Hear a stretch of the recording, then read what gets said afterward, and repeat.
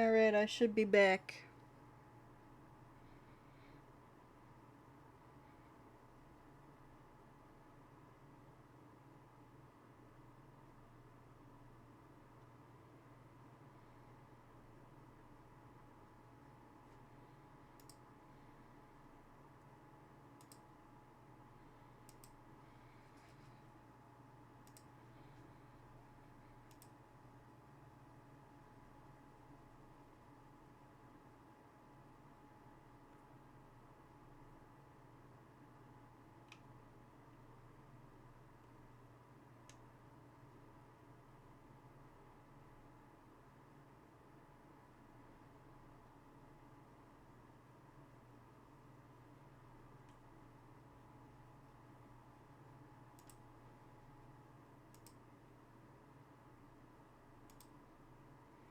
Am I back? Okay, it says I'm live again.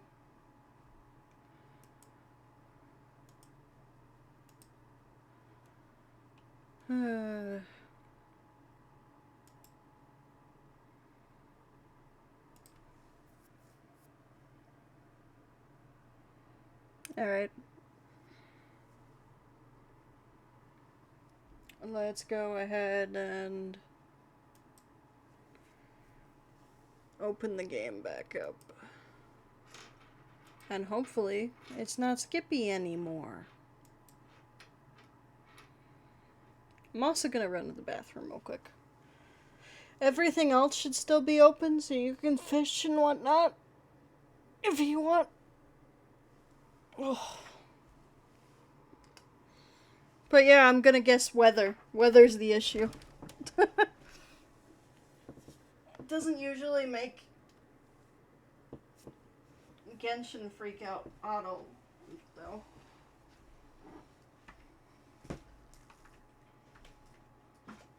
Audio.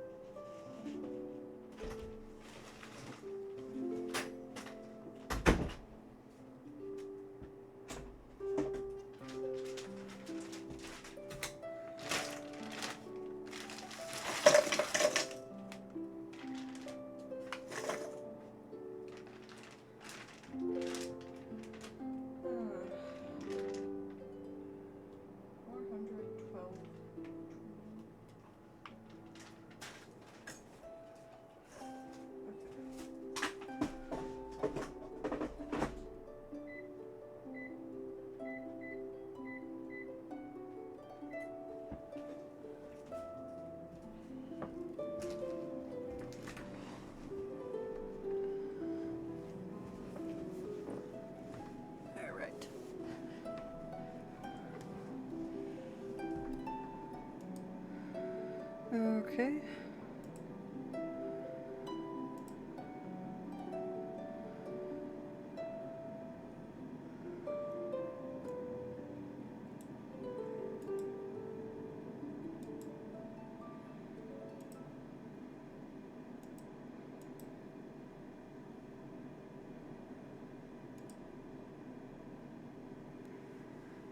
Final. It was buffering? Yeah, apparently it, like, right when I went to try and fix the audio by opening and closing Genshin again, OBS crashed. So my guess is maybe it is the weather.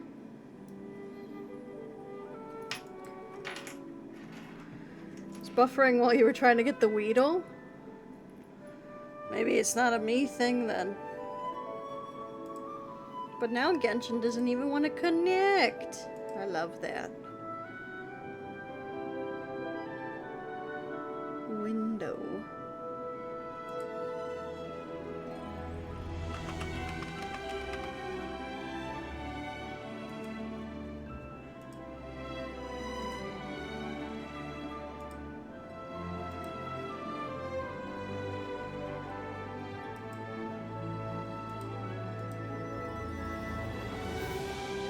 The weather's getting darker. Maybe it is about to storm soon.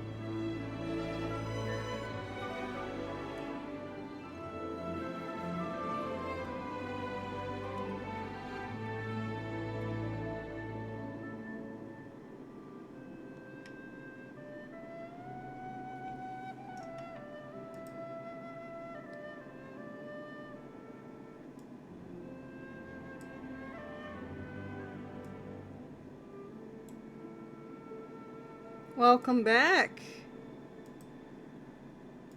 OBS crashed right after I had things happen with Genshin. So I had to restart stream apparently. That's fun. But we do think it's weather that's causing all these issues.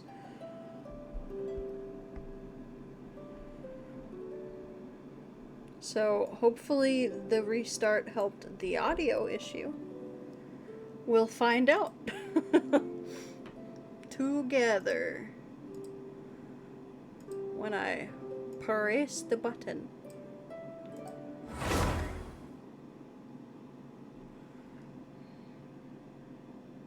Because it should kick us right back into it.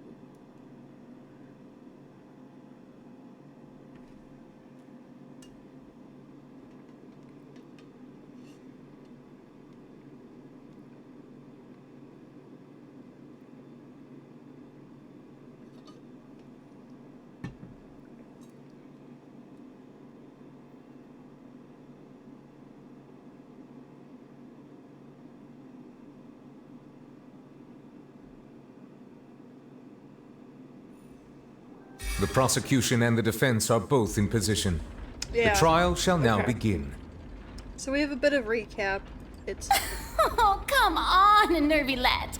There's no need to repeat all the unimportant legalese.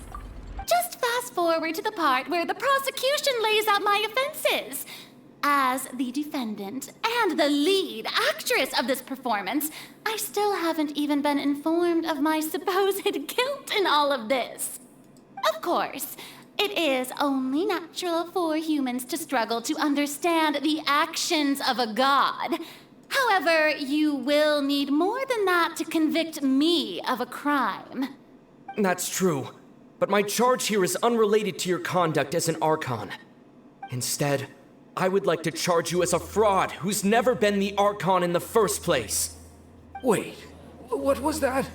Lady Farina's a fraud?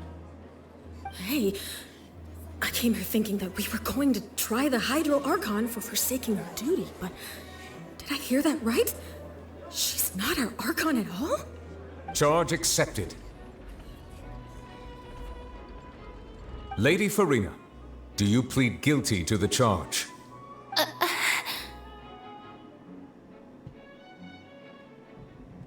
Lady Farina. I plead not guilty. How How can I be guilty? There is no way that I, Isn't it? Focalor, otherwise known as Farina de Fontaine, a member of the Seven and the Regina of all waters, kindreds, peoples, and laws of Fontaine, could be anything other than your true Archon. Yeah. Even though Lady Farina can be rather eccentric, isn't it going too far to doubt her very identity? Yeah, I've never questioned her identity either. Sure, Lady Farina can be super irresponsible, but what grounds does that prosecutor have to make such a huge claim? I have cause to believe that common sense will prevail in this case. Many members of the audience have known me as the Hydro Archon ever since they were born. There would be no fooling their memory. See? Even the Oratrice has decided to show me its favor. Are you sure you want to commit to a charge that will never be upheld? If you wish to drop the case, I can promise you as the God of Justice that you will not have to face trial for making a false accusation. We will treat everything that's happened as a dramatic spectacle and move on with our lives. What do you say to that? An argument with near impossible odds, huh? We have to not only refute Farina's claims, but also overturn the long-held beliefs of the people. The people only see you as their Archon because that is their long-held belief. Well, I tried to give you the chance to surrender. If you must persist, then let me ask. If you believe I'm not the Archon, then what manner of being do you think I am? And if I was not the Archon, then how did I manage to live for over 500 years? I've got to think carefully. What do we know is special, to be special about Farina exactly? This is the...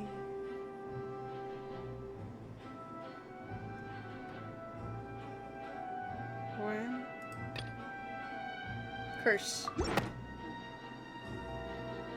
First of all, you may be a member of another long-lived race, which would allow you to naturally possess an extended lifespan. And second of all, even if that wasn't the case, there could be other ways to extend your life. I know. We're gonna show now what she is. Such as a curse. Who gave you that idea? Was it the knave? You'd sink so low as to use a harbinger's words against me. It doesn't matter who gave us the A information. curse? I once thought it possible that the aura of an Archon might naturally resemble a type of curse. But in light of this claim, perhaps what I sensed was not your divinity, but a curse after all. Neuvillette sensed it too, huh? So Farina, instead of an Archon, could you just be a cursed human? Lady Farina is actually a human? Well, it is true that it's extremely difficult to tell humans and gods apart just by looking at them. It's not impossible.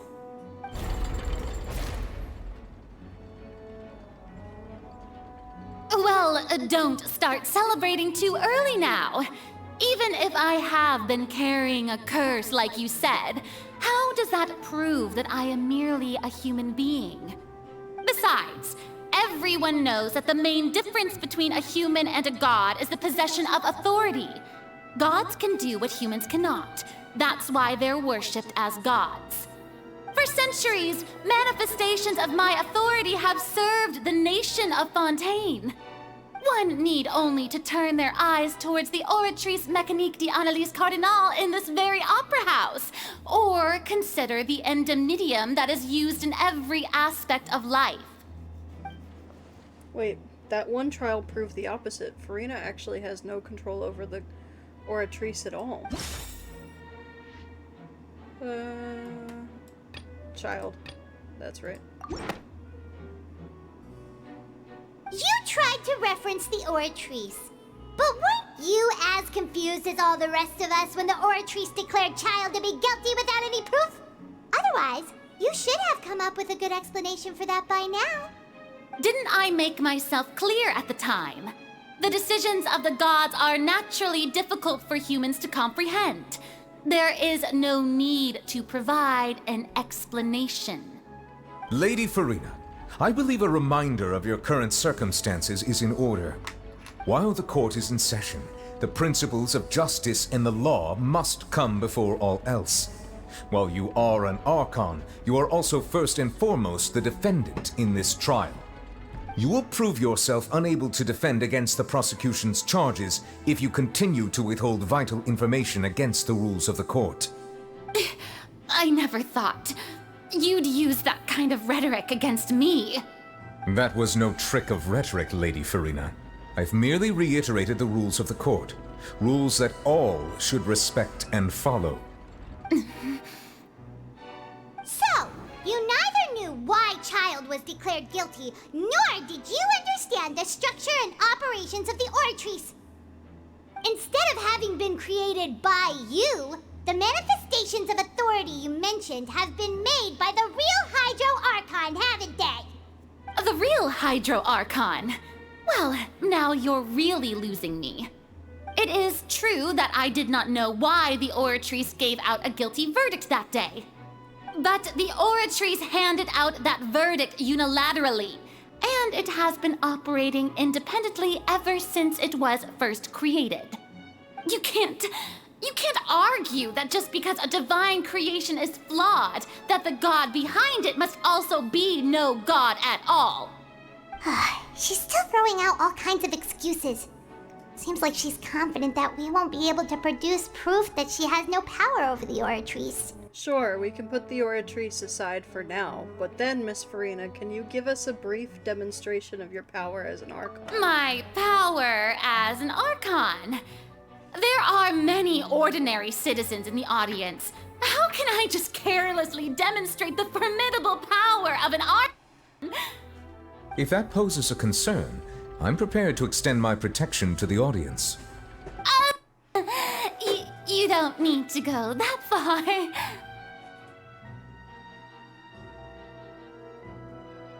I'm getting food, guys. I is hungry. So I'm grabbing stuff out of the air fryer. They gotta cool before I can try and eat them, though. They're too hot for my fingies. A brief demonstration of your power over Hydro should be quite harmless. Surely an Archon can at least match the capabilities as of a human with a vision. Aren't you the Hydro Archon? Or is it that you can't even wield the power of Hydro, much less the authority of a god? Indemnitium! Yes!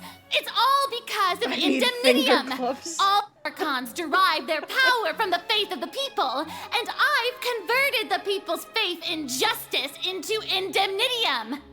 Thus did I give up all of my divine power to provide everyone with energy for their daily lives. Have you ever seen a more magnanimous god? Isn't that a huge stretch? Yeah, no matter how generous an Archon can be, how could they give up all their power? Can a god with no power even still be called a god? As for what you said, Stella, her vocals are loud, and I don't mind occasional mic skipping or clipping or whatever you mean. However, this is not just on you guys, it's our speakers are skipping.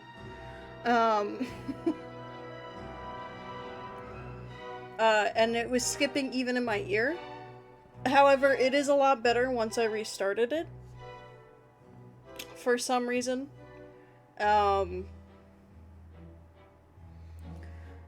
So, it's fine. They're just a little crunchy. The most I can do is restart it again, but it's working mostly fine right now. So I don't want to restart it again unless I have to. If that makes sense. Yeah, they're better now. It seems like nobody's buying Farina's excuse. Hey, come now, everyone! Please don't at me as if I was a liar! I'm still the same Farina you knew, right? The one that you loved. Shouldn't you want to believe in me? Please? You've got to believe me. If what the prosecutor said is true, she really has committed a grave offense. Did she deceive all of us? And all of our parents and grandparents too? And then all of our ancestors? Ever since they were... Enough! That's enough. Tell me then, if I'm not the real Hydro Archon, then who is? If you have no evidence of another Hydro Archon's existence, nor can you find anyone who can back up their claim to be such, then what grounds have you to say that I'm not actually the real deal? Wow, she came up with yet another argument. How can we refute her now? Seems like she really doesn't want to give up. If we can't prove that she isn't the Archon, we can only try to prove that she is just a human, and if she's only human...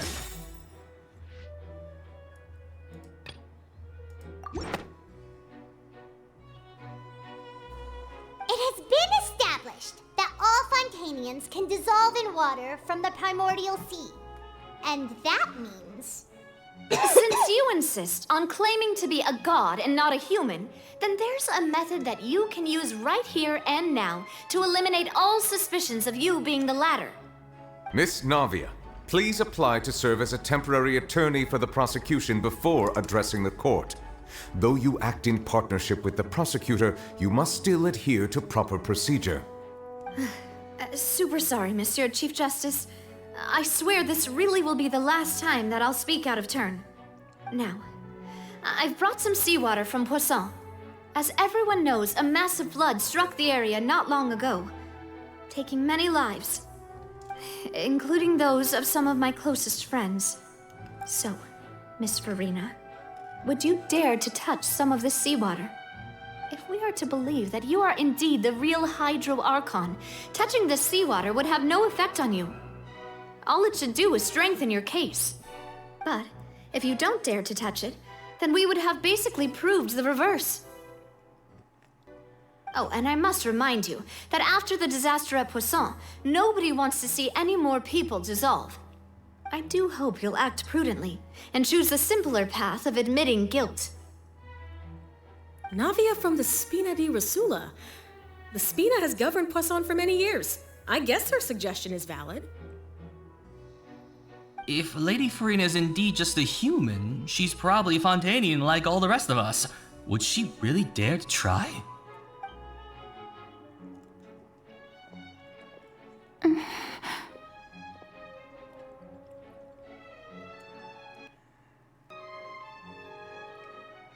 Farina? Lady Farina, this test is really proposed by the prosecution. As it falls outside the realm of standard court proceedings, you possess the right to decline participation. Of course he had to tell her that, but refusing to participate is basically the same as a confession of guilt. She's just staring at the water without saying a single word. It really does seem like she's quite terrified of it. That could only mean... What's going on? Is she really planning to... That's not what we thought she would... Due to the inherent risk of the test, Lady Farina, you may... What? Hey! She actually...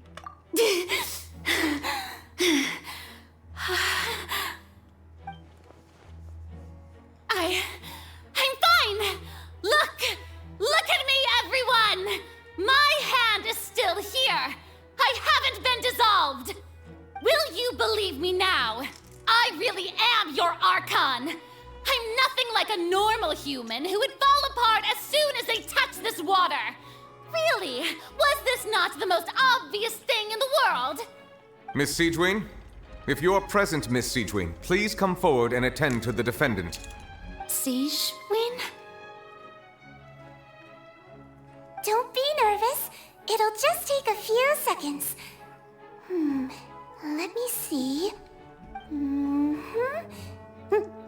That should be enough. Please announce the results of your evaluation to the court, Miss Siegewien.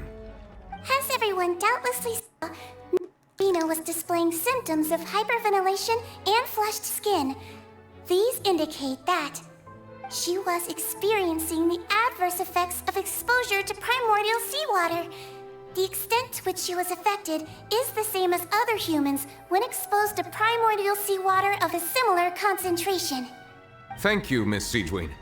Lady Farina, you may return to the defendant's stand. Oh, wait. What did she just say? I didn't get dissolved. Shouldn't that be enough to prove my innocence? Well, considering your tendency to run from your problems, we did originally prepare a direct sample of the seawater around Poisson. However, after we exchanged it for a sample that is not concentrated enough to dissolve an actual human. After all, on the off chance that something entirely unexpected might occur, we don't want anyone else to lose their life to the sea. Yeah, so out of regard for Farina's life, you secured a low-concentration sample and asked the head nurse to serve as an expert witness.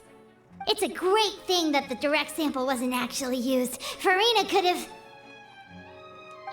I can't believe you... What's really going on here? Farina can't have not known the consequences of touching that water as a human. This is too unlike how she usually acts, unless it's actually more important for her to keep up her facade than save her own life. Hadn't she given up on everything a long time ago? Listen to me, everyone! Please don't give me such cold and disdainful looks! What happened just now didn't prove a single thing! Think about it! How can you conclusively prove that an Archon can't also be affected by the primordial seawater? Also, if I was really just a human, why would I dare to just put my hand in that kind of water?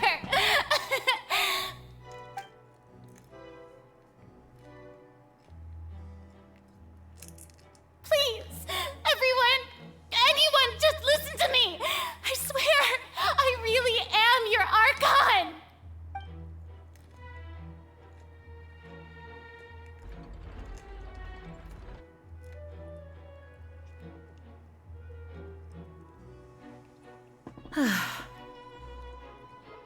I don't think anything she says at this point will sway anyone. The odds are just too stacked against her now. With all the things that have been said, Paimon doesn't think there's any way left for Farina to win. I believe the time for arguments and presentation of evidence has come to an end. If there are no objections, we will move on to the final judgment.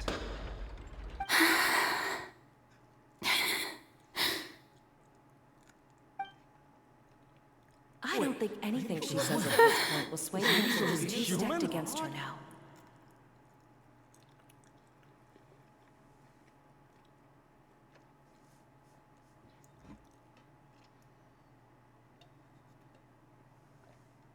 In my capacity as Chief Justice, I shall now render judgment on Farina's misrepresentation of herself as the Archon of Fontaine. As a human who knowingly deceived her fellow citizens, Farina is... Thank you. guilty.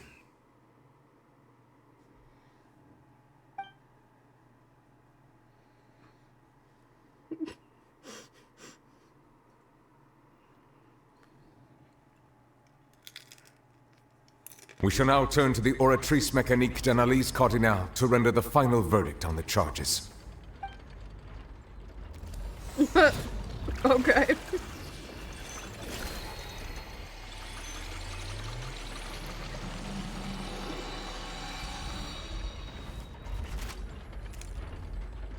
According to the judgment of the Oratrice Mécanique d'Analyse Cardinale, Farina is... Well, what's wrong? What's the Oratrice's verdict? It can't be. Did the Oratrice just declare Farina as to be innocent? No. The Oratrice also displays a guilty verdict. Isn't that correct then? However, the exact wording of the verdict is thus. The Hydro Archon, guilty, To be punished via the death sentence. The death sentence? That's actually one of the available sentences? I've always thought that it was just a myth. The one and only time the death sentence has been handed out at the court, and it's been given to the very person we've worshipped as the god of justice? What an unexpected twist. Farina's been sentenced to death by the Oratrice? We just wanted to use the trial to show her the seriousness of things so she'd tell us the truth. How did things escalate this quickly? This outcome is indeed quite strange. According to Fontaine's current definitions of justice, as well as its recommendations for criminal sentences, is this sentence really appropriate for the crimes that have been committed? Yeah! Even Vacher wasn't sentenced to death by the Oratrice. You know, the real evil mastermind behind the serial disappearances case. What's more strange is, instead of Farina, the Oratrice rendered the judgment on the Hydro Archon. Indeed. Not only is Farina's sentence overly excessive, the very point of our trial today was also to prove that Farina has never been the Hydro Archon in the first place. But now, the Oratrice seems to have deliberately invoked the title of the Hydro Archon. What does this mean?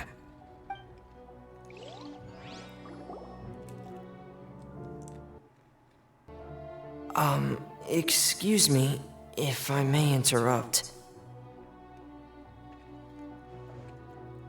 Is the trial still going? Fremine! You finally made it. I assume this means you've completed your mission? Mm-hmm. Any mission Father assigns to me will always be top priority. With some help from the other Fatui, Fremine brings a stone slab. Is that the first prophecy slate? Huh. So the knave privately arranged for Fremine to try and find the missing slate. I looked everywhere and finally found it at the bottom of the sea. It took me a long time to get around some dangerous stretches of water. But has the trial already concluded? Then doesn't that mean I've come too late? Oh no. Father will be disappointed in me. Don't worry, the mystery hasn't been resolved yet. Thank you for your hard work, Mr. Fremine.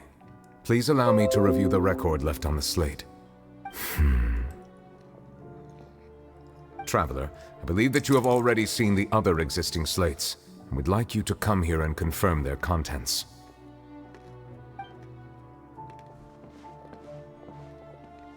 Huh? So what do you see? What is it? This looks like the previous Hydro Archon releasing her divine power, turning Oceanids into human beings. I believe I've now made sense of the Hydro Archon's crime. It has to do with Fontaine's lost history. Huh? Isn't the Hydro Archon just guilty of deceiving her people? Oh, wait, no, that's Farina, and we've already proven that she's not the Hydro Archon. So when you say Hydro Archon, do you mean the real Hydro Archon we've been kinda talking about? In truth, everything that you've encountered in Fontaine up until this point can be traced back to the contents of these stone slates. However, I'm uncertain as to how much sense they currently make to you. An association between the contents of the slates and the events in real life. Okay, let's try to recall the contents of the other 3 stone slates. Paimon will do her best to help you remember.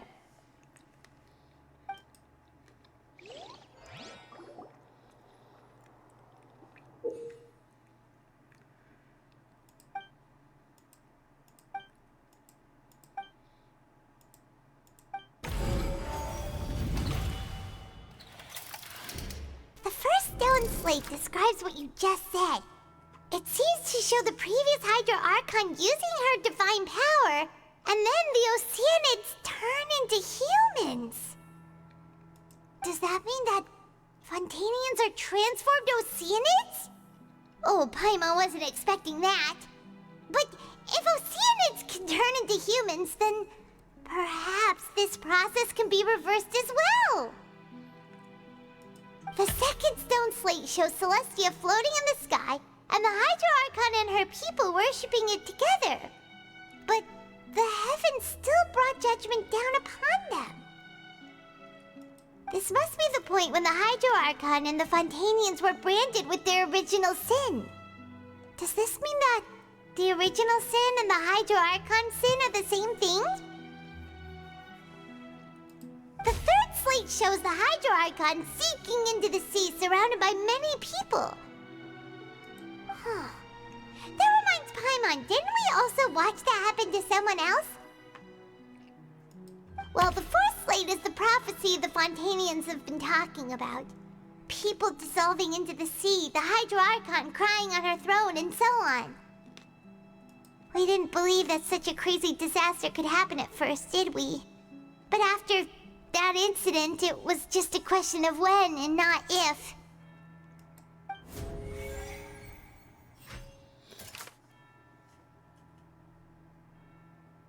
Verify truth.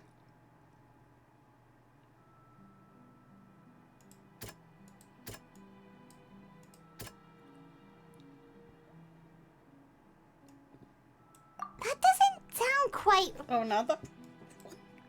Maybe it's this one then.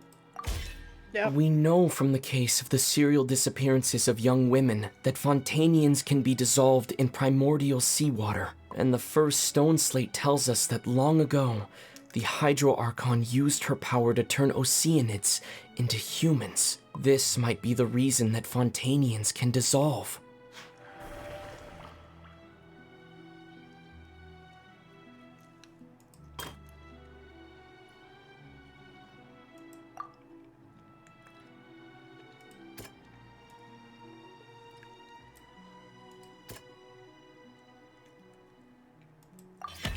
Perhaps what is about to take place has all happened before. The true sin of the Hydro Archon that Neuvillette mentioned, and the original sin cast down on the people of Fontaine by Celestia, as recorded on the stone slates.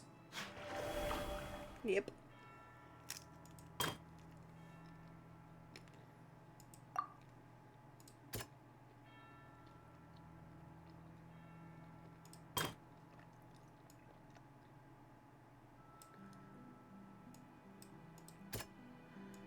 Did that one? Maybe that one? That doesn't sound quite... Okay. Child, maybe then. That doesn't sound... Really? Has to be that. That doesn't sound... It's Navia then? Okay. It's not as simple as falling into the sea. When Navia fell into the sea, her consciousness was subjected to judgment. The stone slates show the people gathered around the Hydro Archon in the sea. Could that be alluding to the same thing?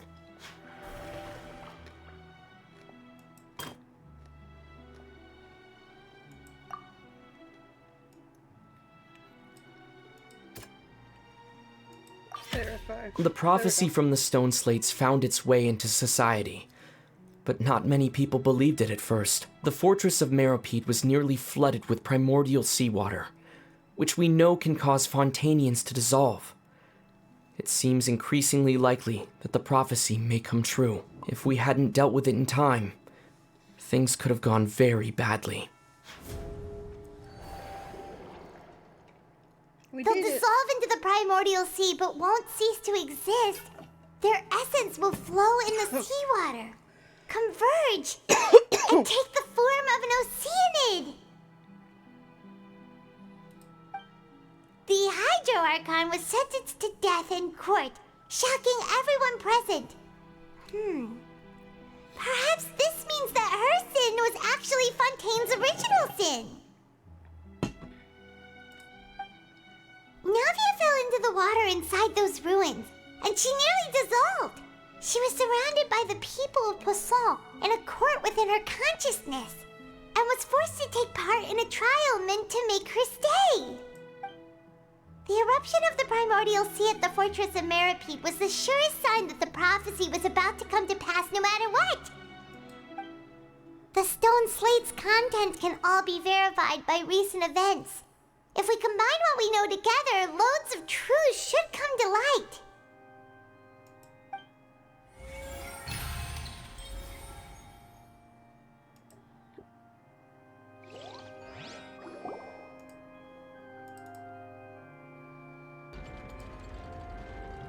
Huh?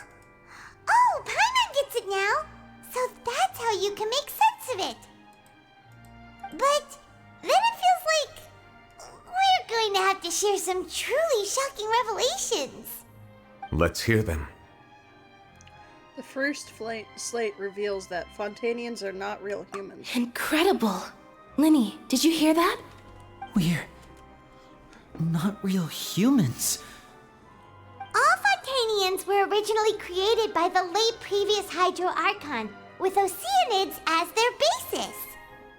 The evidence for that can be found in how only Fontanians could dissolve in primordial seawater, and how all the girls Vacher dissolved were also turned into Oceanids. Oh, and according to Navia, when she was about to get dissolved, she also saw everyone gathered around for a trial, all of them in the shape of Oceanids. Indeed. The second slate reveals that the crime of the Hydro Archon was her creation of Fontanians from Oceanids. Yeah, and it follows from the content of the first slate that she probably angered Celestia by creating humans without prior permission. That could also explain why the Oratrice judged the Hydro Archon to be guilty. It's to account for that ancient sin. The Hydro Archon's true sin was creating us? And yet, after many hundreds of years, the Hydro Archon's creations have turned around to try to judge the Archon within the Opera Epiclese. The twists of history are often the most unexpected of all. As for the third slate, I'm still convinced that it'll come after the fourth slate. Yeah, isn't the image here just like when Navia fell into the sea? So wouldn't it be trying to show the image of the Hydro Archon also falling into the sea once the prophecy has been fulfilled in the fourth slate? The fourth slate depicts the fulfillment of the prophecy as it's already widely known. In the end, the people will all be dissolved into the waters, and only the Hydro Archon will remain weeping on her throne. Only then will the sins of the people of Fontaine be washed away. Did Paimon get all that right? You've made some keen deductions. I must say, given how much you still don't know, it is impressive that you've already managed to connect so many pieces of the truth. However, while you were able to decode all the information on the slates, they've also been etched with an additional layer of hidden information using a different power source. When we were at the ruins, I tried to decipher the hidden information recorded in the slates. But since we only had 3 slates at the time, I was unable to come to a full conclusion. Now that the slate collection is complete, I shall make another attempt to decipher the narrative recorded within.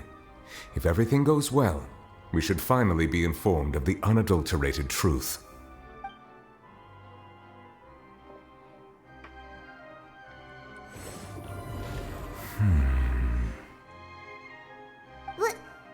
Well? Did you get it? I believe I should share this truth not only with you, but with all the people of Fontaine as well. I will try to briefly summarize it for you.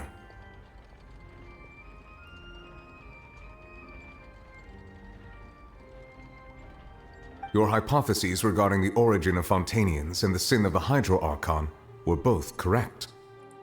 In the Fontaine of old, the previous Hydro Archon sensed the yearning of her Oceanid familiars for life on land.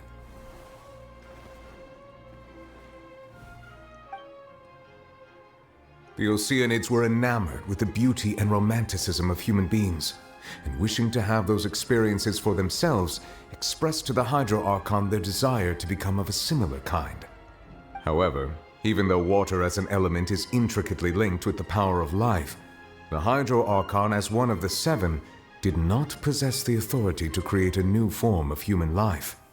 Not one to give in, she eventually found a way to create permanent humanoid bodies for her familiars by appropriating the power of this planet's primordial sea. She poured primordial seawater into the Oceanids' blood vessels, creating humanoid mimics in the process. But if Fontanians were to ever come into direct contact with water from the primordial sea, the power within their bodies would escape these artificial restraints and return to the sea. As a result, their forms would collapse, and they would be reverted to their original forms as Oceanids. Of course, the Hydro Archon never received permission from the heavenly principles to create a new human race. And thus, the Hydro Archon and all of her creations came to shoulder the original sin of appropriating the power of the primordial sea. That is the true history of how the people of Fontaine first came into being. So we were all Oceanids before we turned into human beings? That's way too much information for me. I think I'm just going to pretend that I never heard a single thing. Wait, but if that's the truth, we can't let the Hydro Archon be sentenced to death. After all, her only sin was creating us. This really might be too much information for your regular Fontanian, but it does answer a lot of our questions. Alas, your hypothesis regarding the third and fourth stone slates was inaccurate. The slates' respective positions, in fact, correct.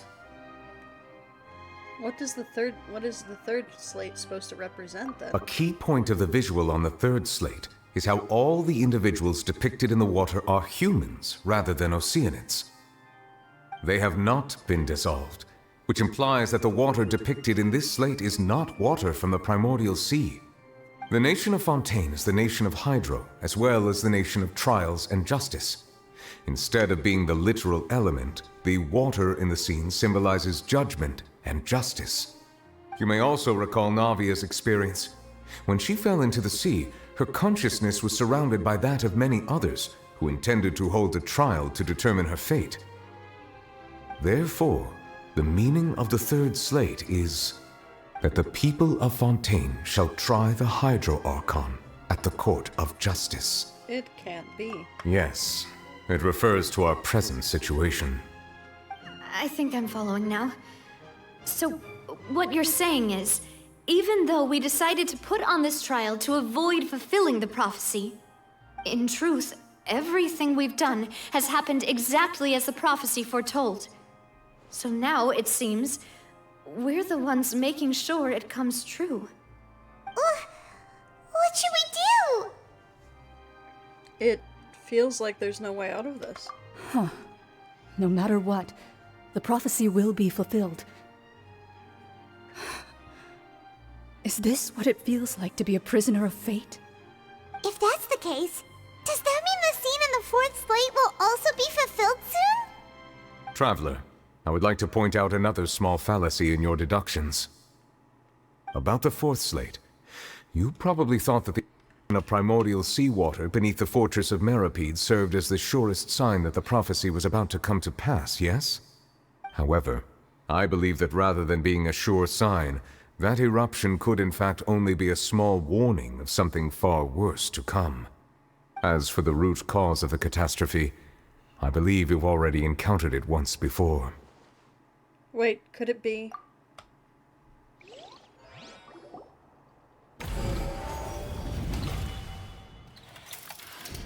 This eruption was just a small warning of the things to come. The root cause of the disaster.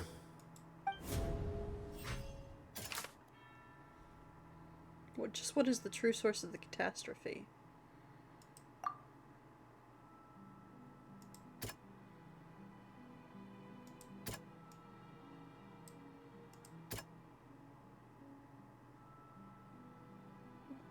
The whale, maybe? It was both dream and reality. I only had to If we're put one talking thing in. about a true culprit, that could only be that thing inside the primordial sea, right? The truth, the original sin, the trial, and the root cause of the disaster.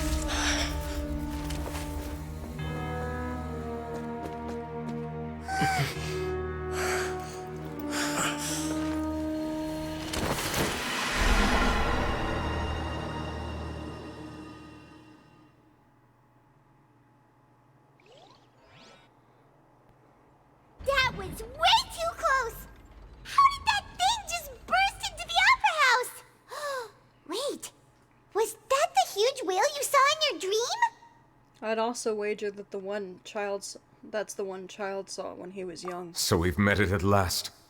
I understand very well why it has chosen to make an appearance here. That whale does not belong to Tevat.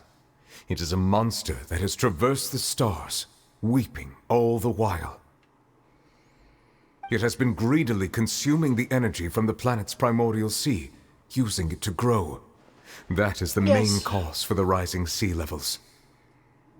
And once it has finished consuming all of the energy contained within the sea, its next step will be... You said that when the Hydro Archon first created Fontanians out of Oceanids, she filled their blood vessels with primordial seawater. Precisely.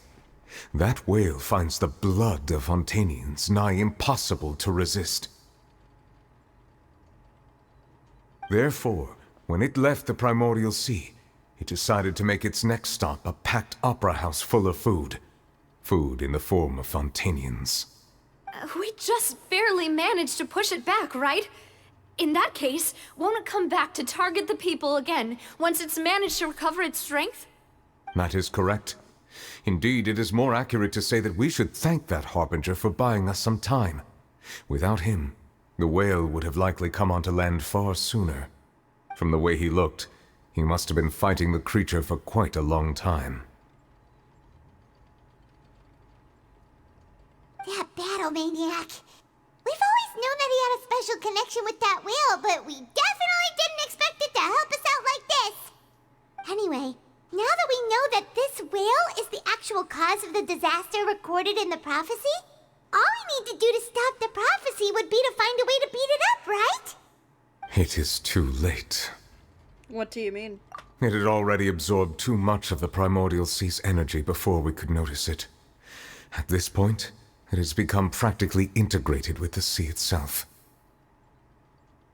Even if the entirety of Tevat were to be destroyed, it could still survive and swim off towards some other world. That's not something I will accept. We've already done everything we can, and we even found the true culprit. We've come so far. You can't just tell me that the last hurdle is some impossible foe. That's just not fair. Indeed, that's not how a grand performance should end. I'll fight it to the end, no matter what. So the prophecy will be fulfilled no matter what, huh?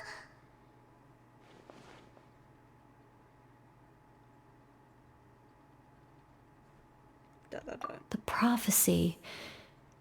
Yes, what has been prophesied will be fulfilled. You may view such things as the history of the future. After everything, it still turned out like this. We couldn't fight against fate. Wait, but if this is all about fate. Just as prophecies are usually only the future as seen from the perspectives of the gods, could things be happening in hidden corners, where the gods' gaze does not fall? Ultimately, fate shall serve as your only guide, no matter what will happen in Tevat's future. All you need to do is to play your part. Could it be that even if the prophecy will be fulfilled, there will still be a way to save everyone? Did I miss something? Wait, I forgot about Farina. What was it that she wanted to say to me at that last moment in the giant magic box? What is her real secret?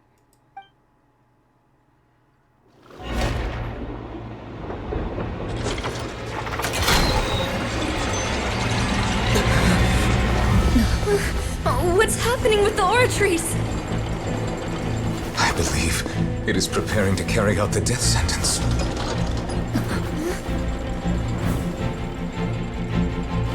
Farina!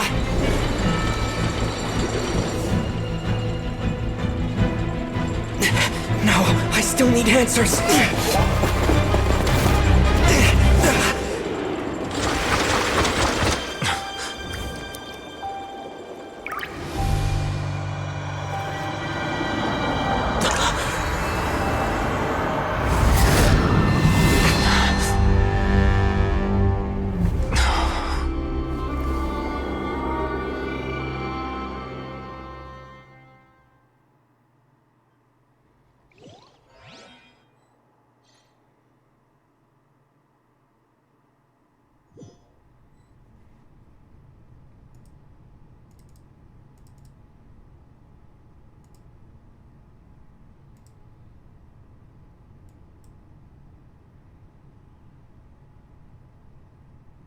You.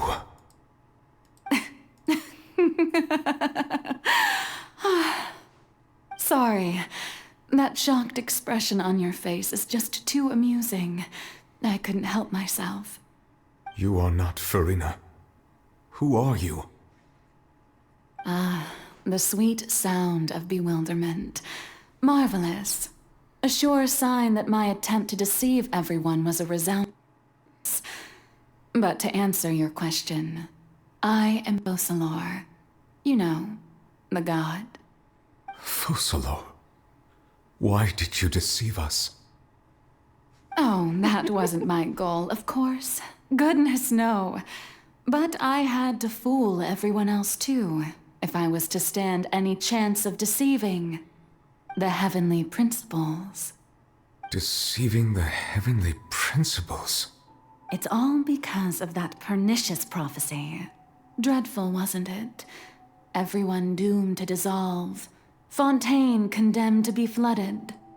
One was not amused. In fact, one was positively bemused when that problem was thrust upon me by my dearest predecessor. That's the former Hydro Archon Egeria for the uninitiated.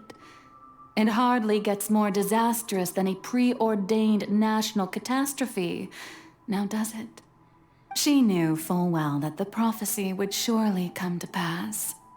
And as one of the seven, she also knew full well that one defies the heavenly principles at one's peril. So yes, as you have no doubt surmised, it was a rather impossible situation that I found myself in. I spent a terribly long time mulling it over, alone on the ocean floor. And I was almost growing barnacles by the time I finally realized there was only one possible solution to this confounding conundrum. I had to outwit the heavenly principles, allow the prophecy to be fulfilled, ostensibly at least, while saving everyone at the same time. I'm a genius, I know. I can only assume that's why Egeria chose me as her successor. Although, looking back now, it was hardly the inheritance one dreams of. Between the task of saving the nation, the quotidian duties of the Hydro Archon, and not to mention the original sin of creating a new race of humans, I dare say she left me quite a colossal mess to clean up. But one can only play the hand one is dealt. I did not choose this, any more than I chose to be one of her Oceanid familiars. So you were also once one of the Oceanids, transformed into a human by Egeria's hand? Yes, I was. I always dreamed of becoming human. And I still do, even now. In my eyes, to be human is to be part of the greatest opera ever known.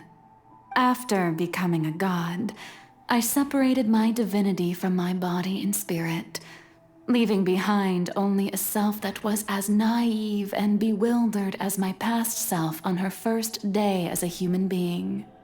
The me you see before you now is that divinity, and the human counterpart I left behind, I named Farina. She could feel joy, sorrow, and everything in between. She could be as vain and conceited, or as meek and vulnerable as she wished. Her strengths were of a kind only a human could possess, as were her shortcomings. But in my eyes, Farina's humanity was what made her perfect. She was perfectly human in every way. The person I always wanted to be. Anyway, so then I cursed her. All part of the plan, of course. The plan to deceive the heavenly principles. Do you still remember the final scene of the prophecy? The Hydra Archon alone, weeping on her throne. In order that the prophecy might appear fulfilled, I invited Farina to be an actress, to play the part of the Hydro Archon in the prophecy. under the curse I placed on her, so long as I, Focalor's divinity, continued to exist, she could not die. But nor was she free to live her life in the pursuit of happiness. Instead, she was forced to take the stage in the opera house, to embrace the role of leading lady, to forever play the part of the god from the prophecy, all to create a deceitful appearance of that prophecy coming to pass. I suppose now you probably understand why your court is called the Opera Epiclese. But Farina is only human, isn't she? Even though she has had a long life, her mind is no stronger than that of any other ordinary human being. I cannot begin to fathom what she has had to endure. It must have been torture for her. It has indeed. And although she is, in a sense, me in human form, I most definitely owe her an apology for it. It's been 500 years, and all along, she's been playing her part in the most unimaginably long, unbearably lonely, and agonizingly painful opera of all time.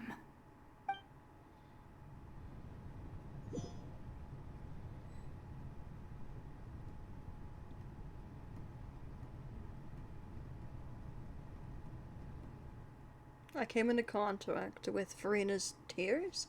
If I remember correctly, tears often contain a being's strongest emotions. With sufficiently strong hydrosensitivity, I can form an emotional connection just like I did with that Oceanid at the Fountain of Lucine. Wait, could this be Farina's inner world? Farina? What is she doing on stage? Wait a moment.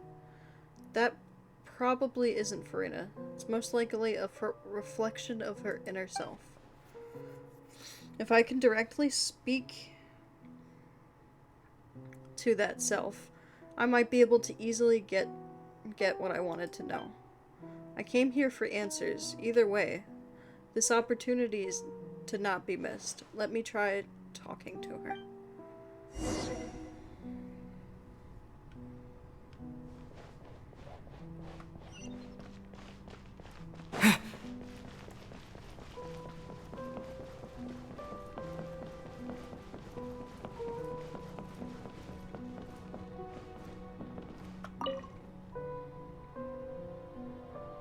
Oh, who permitted you to come onto the stage?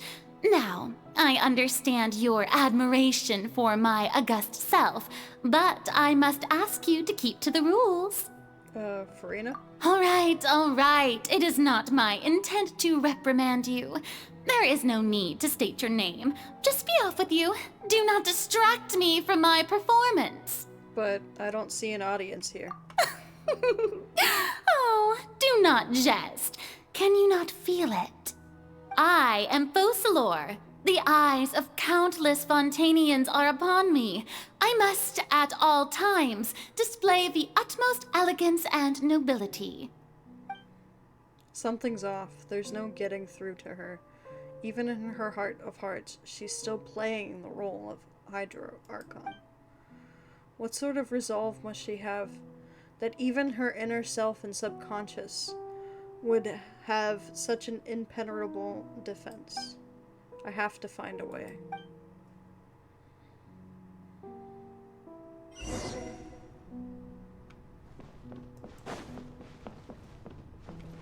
Close. Dear audience, the performance is experiencing a technical difficulty, but worry not. The guards shall resolve it soon enough. Let's dance.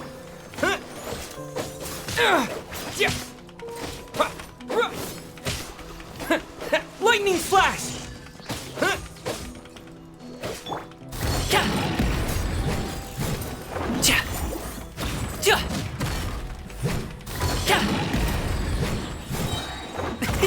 Many happy returns!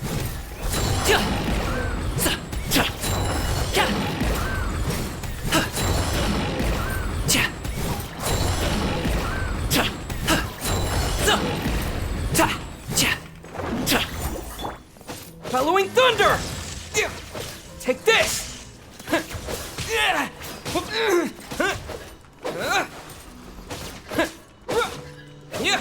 Okay, listen, I forgot.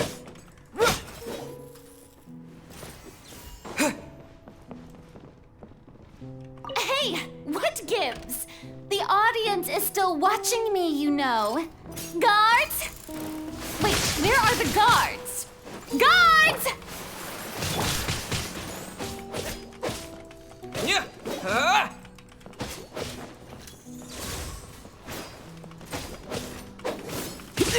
Lightning flash!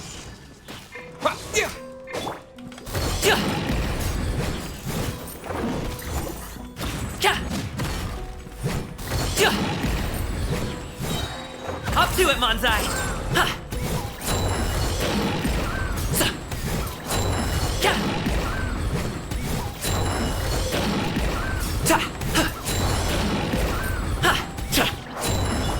Sweet dreams! Yachan, Taechan, let's go! Hey!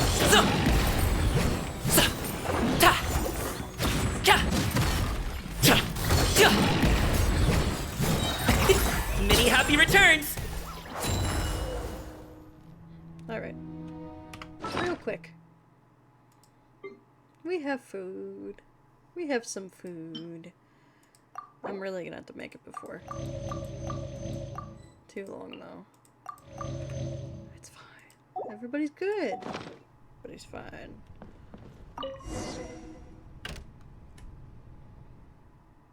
All the spotlights turned off. In Farina's heart, they must have symbolized the eyes of the people on her. Speaking of which, I think I just received some sort of signal. Was that her true voice? A ticket?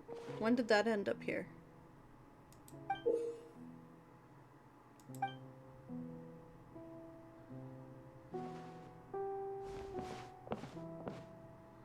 Either way, it looks like the show is about to begin. In that case, show me how you truly feel, Farina. Scene 1, before a mirror, Farina.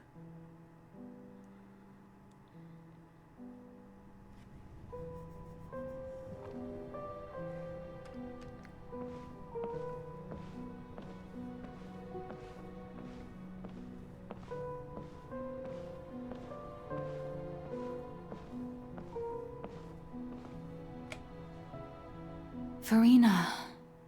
Farina. Huh? Who's that? Who's calling me? Where are you? Be not nervous. Be not afraid. I am before you. Wait a moment. You're near me? How can this be?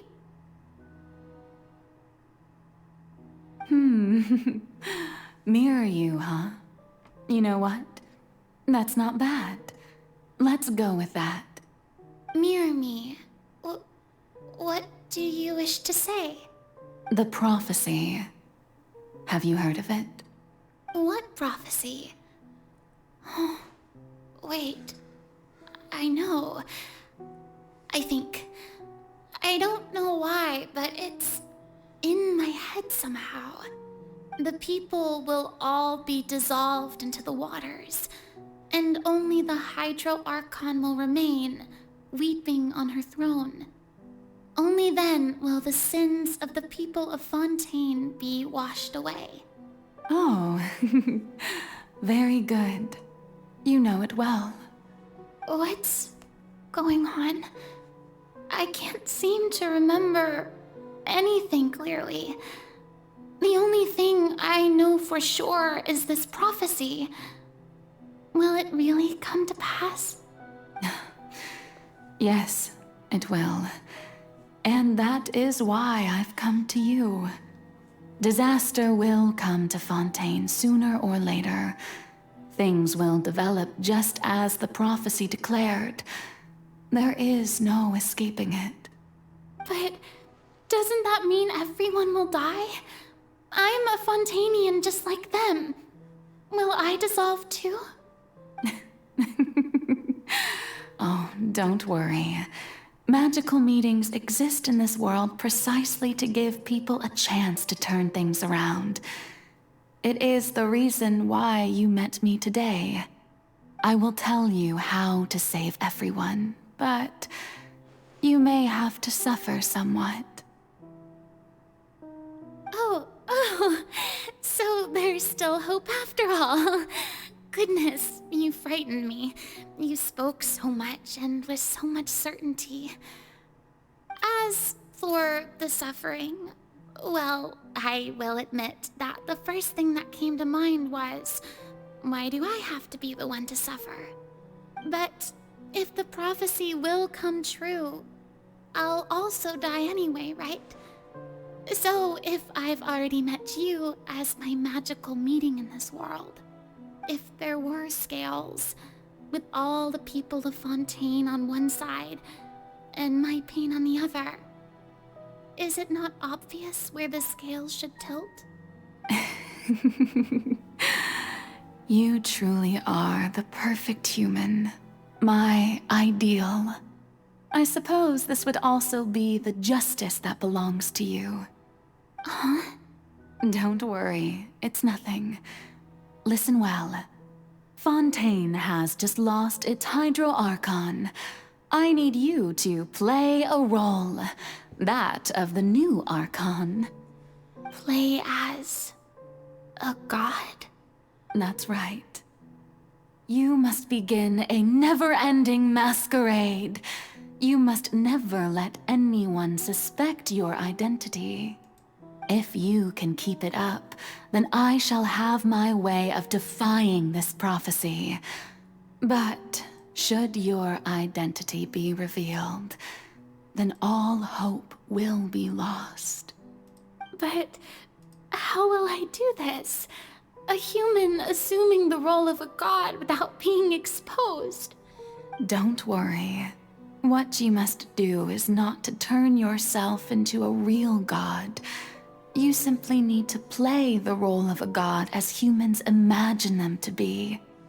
Being a human yourself, I'm sure you Isn't she? already know what Yeah. such an entity would be like. Remember, your true challenge will not be pursuing divinity, but contending against humanity. I'm still not sure I understand, but I'll try.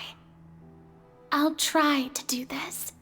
So, how long am I going to have to play this role? To accomplish this mission, you will have to stay on the stage for many, many years. You will endure and not grow old until your task ends. But I promise you, all will eventually end in a magnificent and dramatic trial, and everyone will be saved. A trial, huh? How exciting. I'll be looking forward to it. Ascension speech for Rena. Accession? It's Ascension, right? Oh, whatever.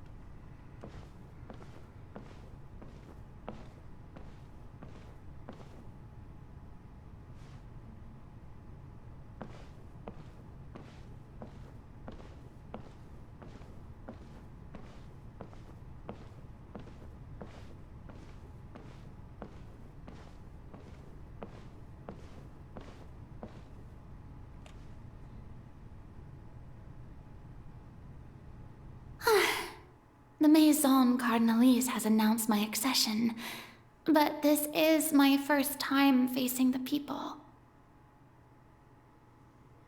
What should I say to most appear like a god? To be honest, I still don't know. Perhaps I should first try to act natural. Summon courage. Ladies and gentlemen, good evening, and welcome to the Opera Epiclese. I'm sure you've all heard about how I have taken on the role of Hydro Archon. Indeed, I am Verena de Fontaine, your new Archon. Appear earnest. In truth, I know little about becoming a nation's new god, but it will be my honor to guide you all. As the god Focalor, the god of justice, I shall do all within my power to lead you into an age of fairness and justice. Close politely. Once again, thank you all for coming. If you should have any questions or suggestions, please send them to the Maison Cardinalise. The future of Fontaine will require us to work together, after all. Hi, This Felix. should do it. I thought I might stammer, but thankfully, I was able to convey my thoughts just fine. Okay, and next. That's the new Hydro Archon. Is this some kind of joke by the Maison? I would have thought that a being that surpasses humanity would be a bit more assertive. Hey, did you hear that? She even told us to send her suggestions there at the end. Shouldn't gods be all-powerful? She's being so modest. What's the difference between her and an ordinary person, then? If you ask me, perhaps the succession didn't actually happen. She might just be a Maison back puppet. Wait, what's going on? Why is everyone suspecting me of being a fake? Oh, this is bad. If I get exposed here, there'll be no saving the people from the prophecy. Right. Mirmi said that I just need to play the role of a god as humans imagine them to be. Calm down, Farina. Think. What do the people want? How would they imagine a god to speak and act? Assertive, with a strong sense of presence.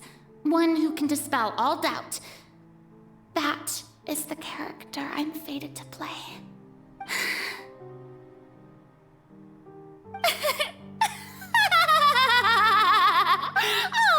Oh, very good, my people. Only ones such as you are deserving of my rule.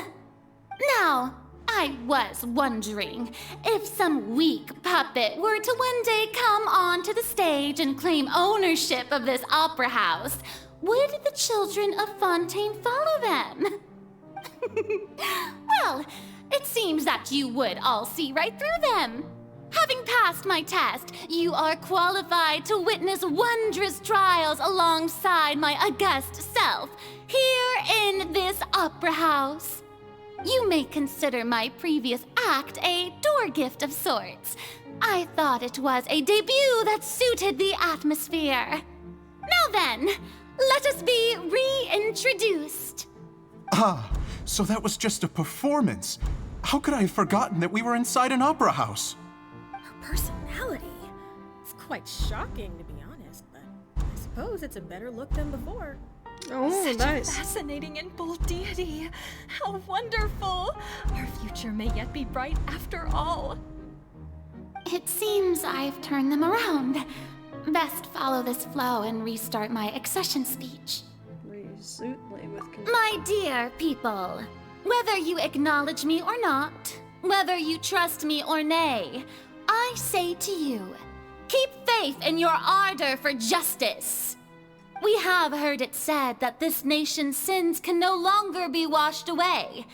Well, I say that justice is most fragrant when it blooms amid sin.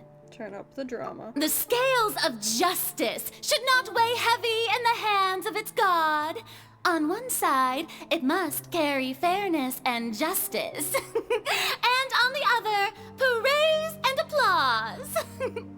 May law be the prayer on our lips.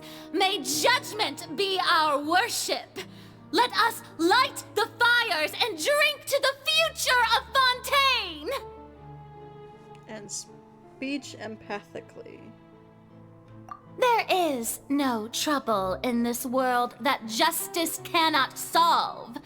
All that is needed is for you, my people, to believe in it, heart and soul.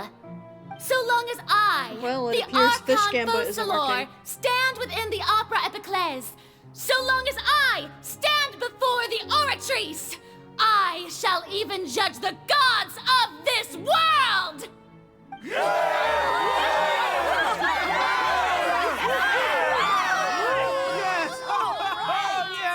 You think you know her voice?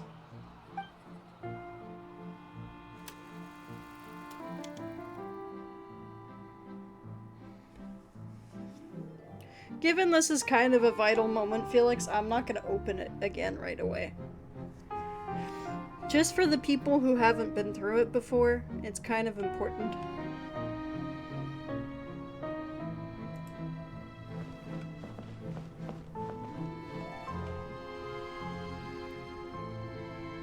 Lady Farina, here are today's case reports, as well as a summary of the follow-up for your perusal. Come now. Was I not just at the Opera House in person? Leave these kinds of things to Neuvillette. Besides, none of these trials were the one that I'm looking forward to the most. If I may be so impertinent, what kind of trial are you truly looking forward to? A magnificent, dramatic, and wondrous trial. A trial to end all things. How could you hope to understand? That's true. I fear I lack the ability to grasp your divine thought, Lady Archon.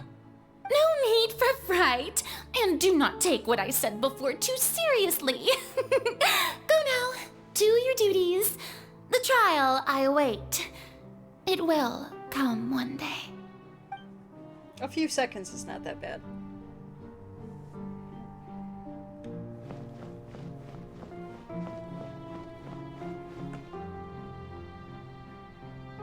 Lady Farina, I don't know what to say. Thank you for agreeing to see me. No need to thank me. Or rather, thank your own sense of perseverance instead. Long have you stood in line to meet me, have you not? Oh, I'm afraid that's just an inevitable consequence of my divine charm. All right, Deuteria, is it? How is your son's illness? You remembered me, and you knew of my family, too. He is doing much better now. In fact, he is far more of an ardent believer than I. He was the one who forced me to seek an audience with you, and to bring your words back to him. Oh, good. Very good. If this should happen again in the future, please do not hesitate to come and tell me. Going down to citizens' homes every so often, while not usual practice, should serve as a fine change of pace. Ah, you're such a gentle and wise God. Thank you once again, on behalf of my son.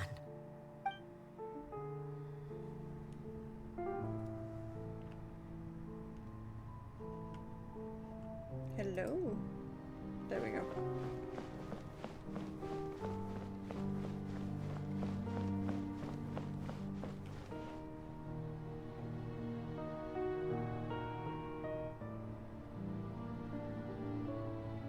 Lady Farina, here are the latest hydrological reports.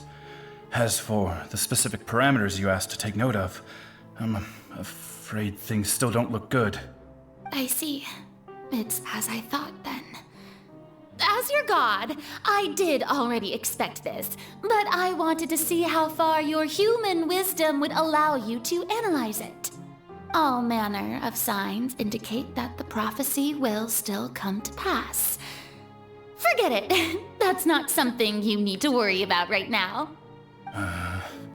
Well, as I understand it, the Fontaine Research Institute is also trying to find a way to counter the rising water levels. Really? Have they found anything? I'm afraid that they haven't found any effective solution thus far. Oh, is that so? Well, no I think I wonder. just forgot something in the This other room. issue has reached the realm of the gods, after all. Still, their spirit is praiseworthy.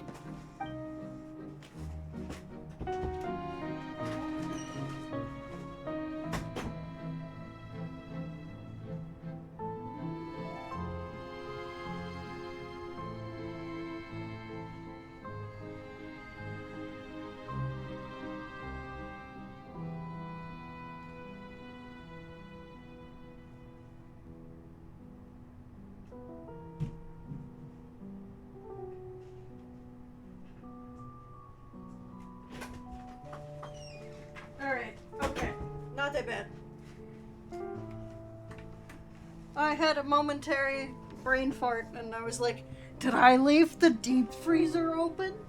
I did not. I did not leave the deep freezer open. Oh, thank God. My wife would have killed me.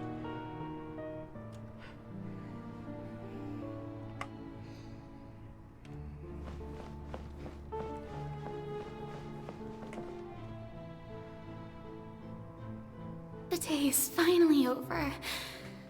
I haven't had a moment to breathe this whole time. But it's good to see that everything's getting on track. There are no longer any voices of suspicion. Maybe this is fine. I just need to keep going, and everyone will be saved. Alright, Farina, don't think too hard about this. You need rest. Tomorrow's a new day.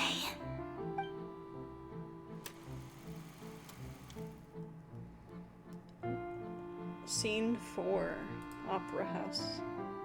Lady Farina, here are the new trial reports for the latest cases, as well as a summary of the follow-up. There'll be no need for that. I've seen them already. There's no need to go back over scenes I've witnessed in person before. Lady Farina, I've waited so long for this chance to see you in this manner. Indeed, my dear, loyal citizen. This joyous moment is an honor for us both. Lady Farina, we're detecting significant hydrological anomalies near Poisson. Understood. Keep monitoring. Keep me informed should anything come up at the Institute.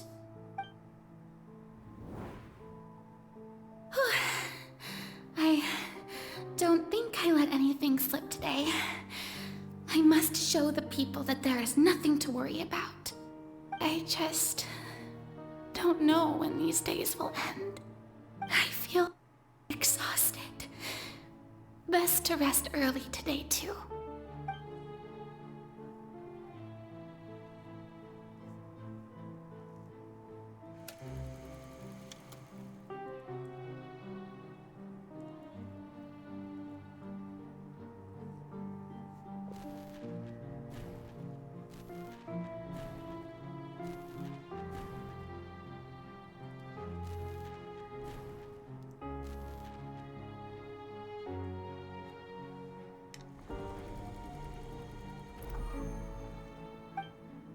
Scene...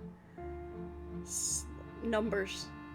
Lady Farina, it's like a dream being able to speak with you up close like this. I've heard that the first member of our family who was honored to receive an audience with you was Madame Deoteria, almost 20 generations ago.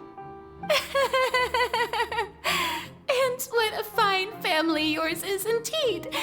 It brings me great joy to meet such a faithful believer, a descendant of a line most ardent. Surely you exaggerate, Lady Farina. My lady? What is it, good citizen? Oh, are you crying? Oh, really now? I didn't even notice. This must be the overflow of hydro from my person. Well, can't quite help being the god whose dominion is the waters, can I? No wonder. No wonder. A manifestation of your power, then. Oh, Archon, I am honored to have witnessed it. Honored indeed.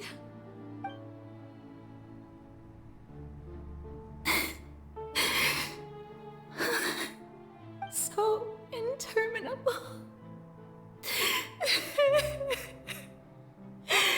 So lonely. Just how much longer?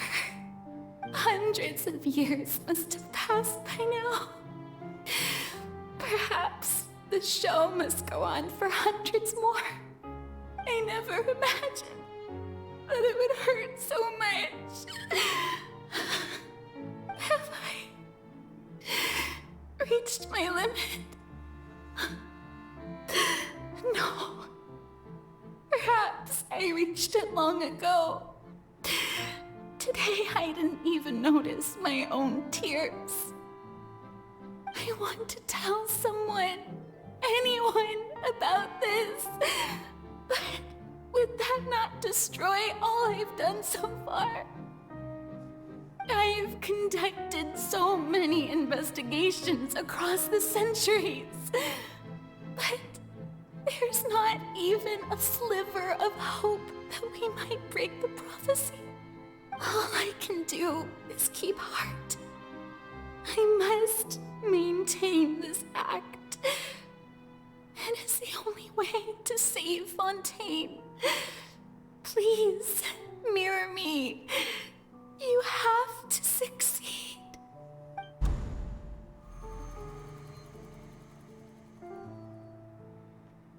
Opera House Farina and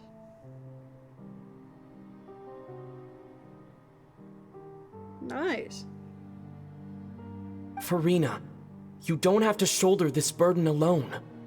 Although I don't know what you might be keeping from everyone. Your people are more than willing to share your burden with you. That's my voice. Is this scene when we were within the giant magic box? Yeah, Farina. She's been through some stuff. This is great. I didn't think that this scene would replay in her inner world. Surely I can find out what she wanted to tell me this time.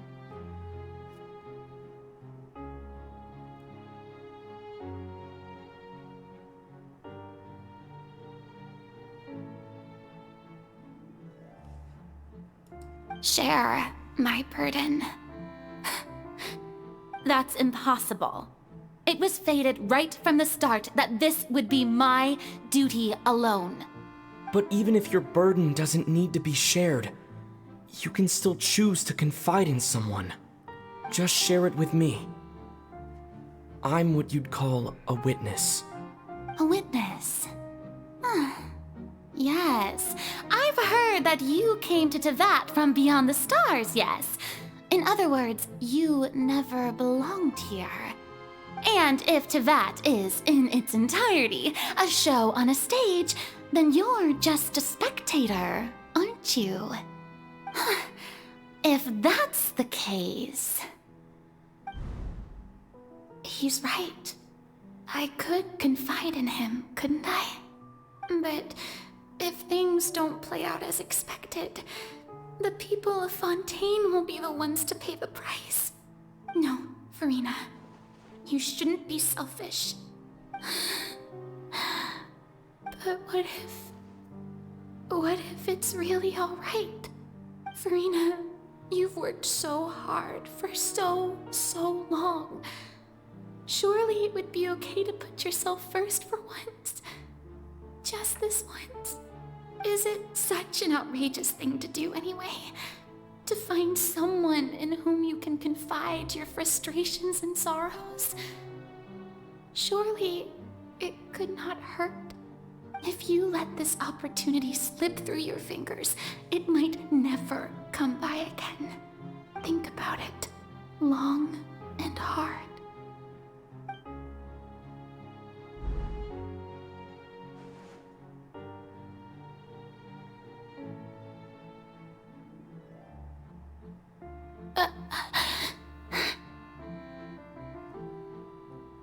No, I have nothing to say. I am Farina, the Archon of Fontaine. Everything will surely get better. All you need to do, dear spectator, is to witness my performance until the curtains fall.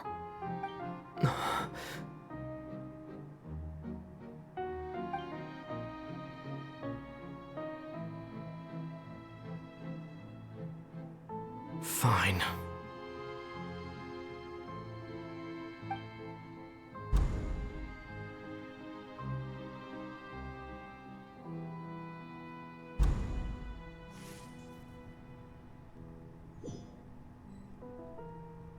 So even Farina doesn't know the truth? You've never once let her in on the full plan? Yes, it had to be done. To deceive the heavenly principles, you must first deceive yourself. She did very well. If she had let her resolve falter even once in these 5 centuries, Fontaine would have been doomed to the most tragic fate. It seems that trusting humanity was the right decision after all. I believe that I understand how your deception works, but that is only half the truth, is it not? How would you build on this foundation to save the people of Fontaine? That is the most important thing. Ah, good. Of course, the Iudex of Fontaine has pinpointed the crux of the issue. I'm sure you've long sensed that the Oratrice is no simple machine, yes? I've always suspected that it had its own consciousness, and Lenny did mention that he heard a human voice within the core chamber. It now seems that that person was you, hidden within the machine all along. Am I right? And then I became one with the Oratrice, taking Fontaine's gnosis with me. Yes, it would seem so, wouldn't it? Alas, your understanding of this device still lacks sufficient depth. In truth, it is no enactor of justice. It is, in fact, a device created to kill the god of justice. Beg your pardon? Oh, you have it. And to be more precise, not only will the Oratrice take down the god of justice, it will also take down the divine throne upon which she has been placed.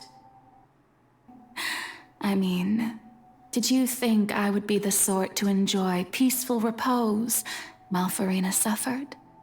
My work over these last 500 years has been to constantly accumulate indemnitium within the Oratrice.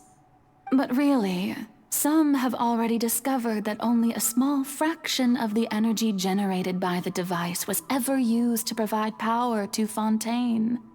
The vast majority had to be, accumulated to enact this death sentence. It was all a part of your plan, then? Both the trial and the sentence? Indeed. This power, accrued over 5 centuries, could have sustained Fontainians for millennia had it only been used for that purpose. Almost all of it has now been stored within the Oratrice. But only power of this magnitude could hope to destroy the Hydro Archon's divine throne, shaking the rules established by Celestia, and breaking through the institution that is the Seven. So the Oratrice's call for death was for neither Farina nor Focalor, but for the Hydro Archon. The destruction of that divine throne. If I do not misunderstand your intent, you must be...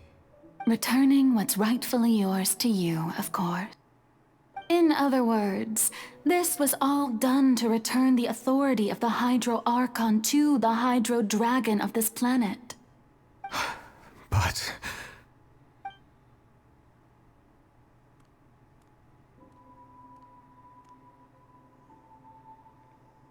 Oh, what? Getting sad again, are we? The authority of the ancient dragons shall soon be yours once more, O Hydro Dragon Sovereign. And this is the face you make. all you've done throughout the years is just so you can sacrifice yourself at the very end. I've never quite seen it that way, you know. Even now, I'm quite pleased at how well my deception worked.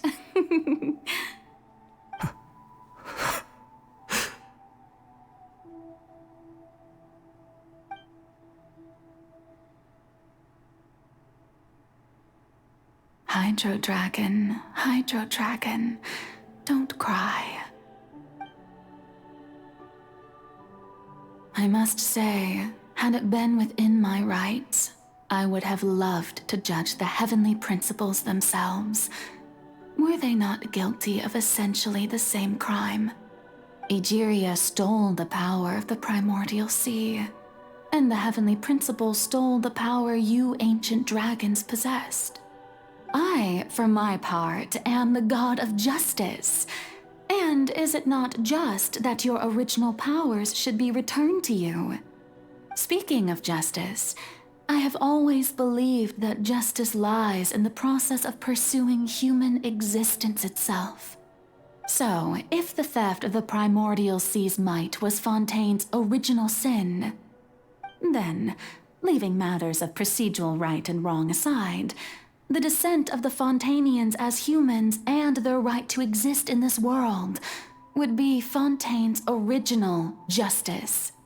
In other words, existence was Egeria's justice, and to me, justice is the continuation of that existence.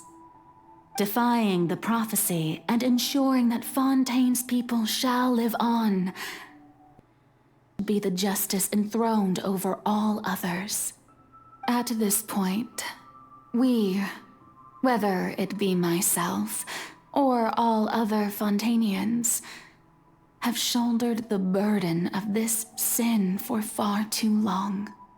Iudex Neuvillette, the highest judge in our land, when you regain your full power as an elemental sovereign, what verdict shall you pass upon us?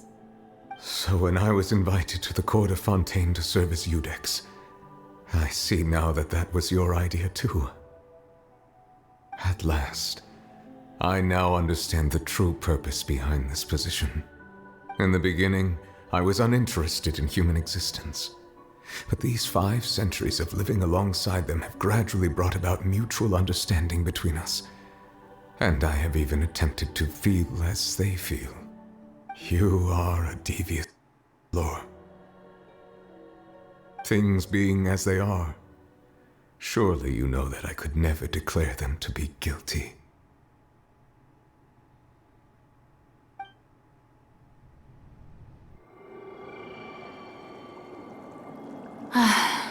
The hour of my execution is almost here. For the sinner, the curtain call has come. I know I may not sound it, but faced with death, I find myself a little afraid. Perhaps this is one thing both gods and humans have in common.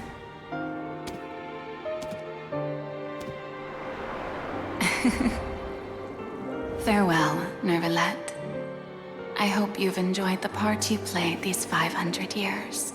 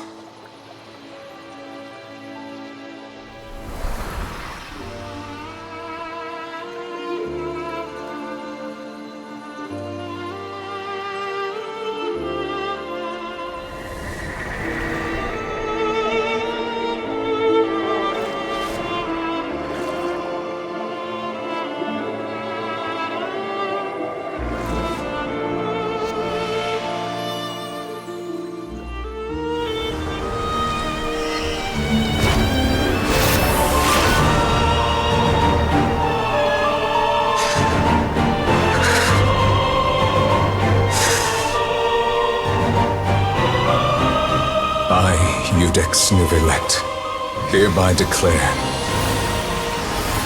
people of Fontaine, your sins are forgiven.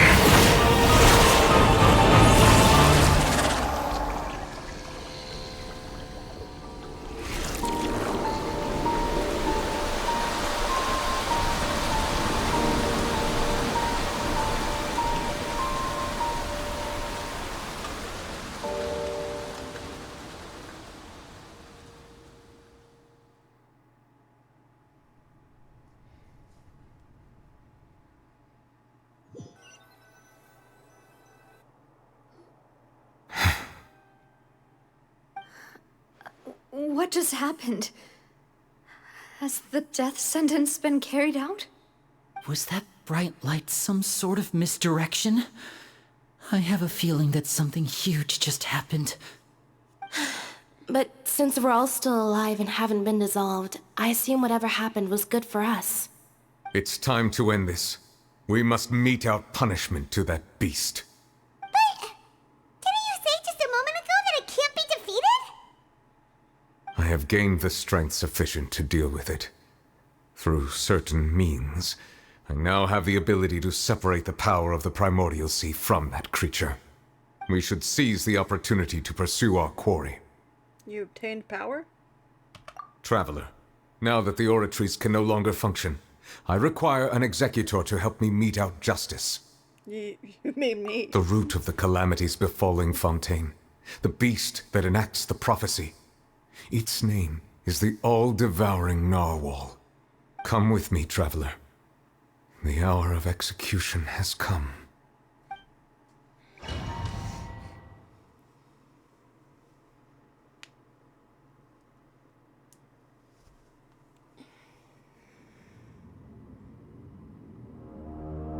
That's understandable, May. It's a tough scene.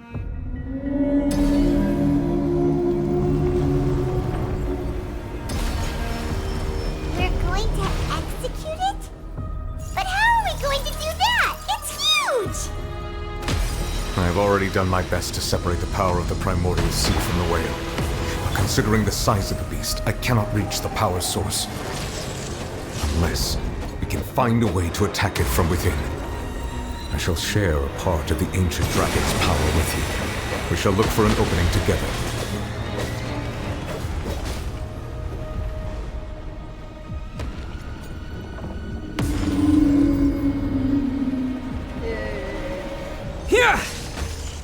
I can feel its sorrow turning into hostility.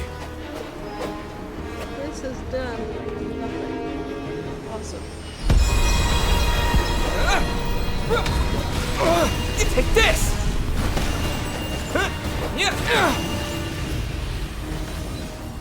I'll protect us.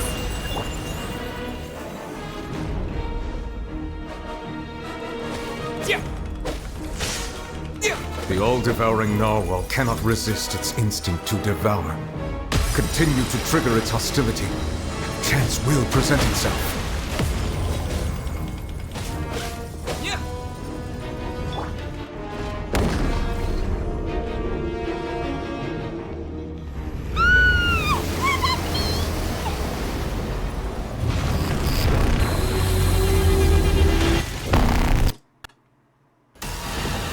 Let's stand. Why is there a hole-looking thingy over there?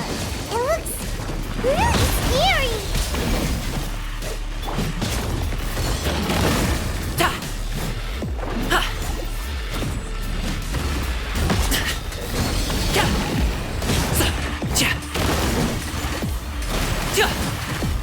Congratulations! I have granted you my protection. Do not fear. Seize the moment and use my power to suppress its root from within.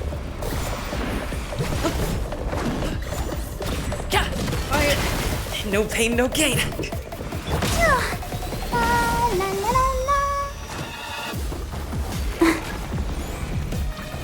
I don't have that power. You may lose that power.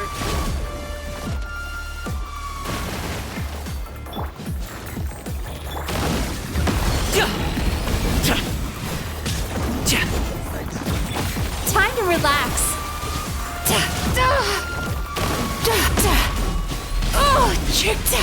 Yeah, Aether.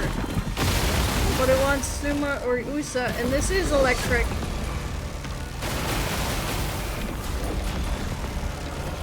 I don't have it. What do you mean, use it? Alley-oop!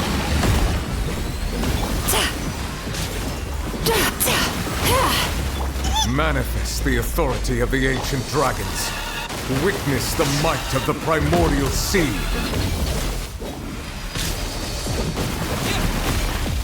Oh, I mean, I think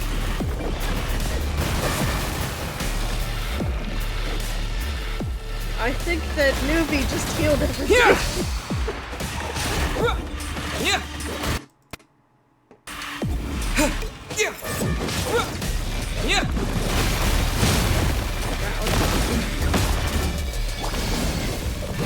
Mighty mythical beast!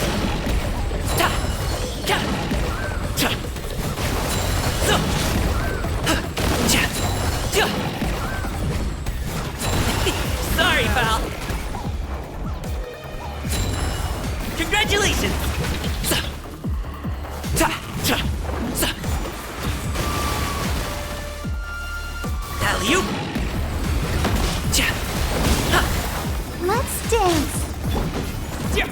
Lightning flash! See, I like her just doing it right now. Cha! Ha! Ha! Ta! Sweet dreams! Cast your worries to the wind!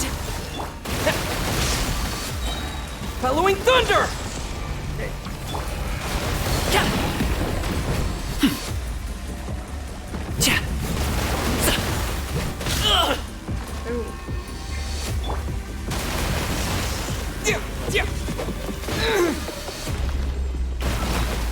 He has some food. I'm just definitely gonna need to do it after this.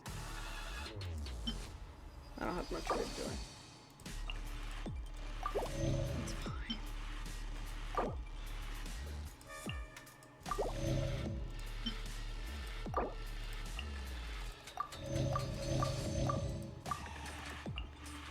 Give the traveler some food.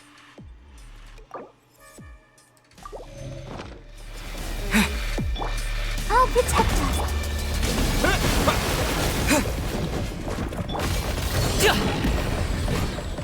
Up to it, Montai!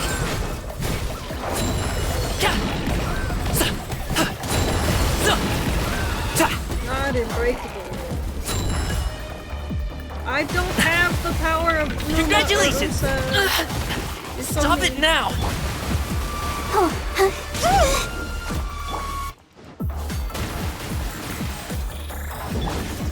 Let's dance, sister.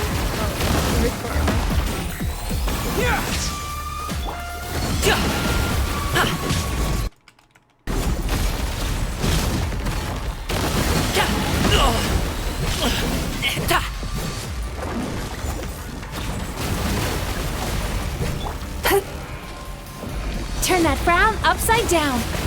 That's not helping right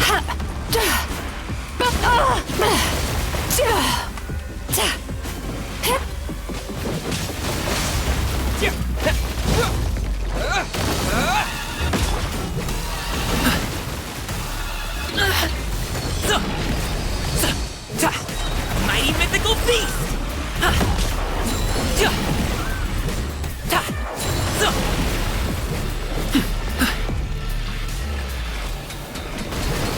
Alley-oop!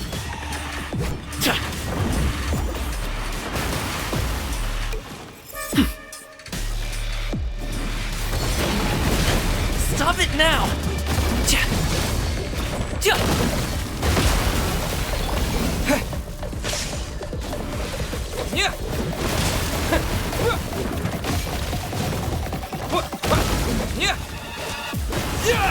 Isn't the power icon above your head? No. I don't think so. Lightning flash!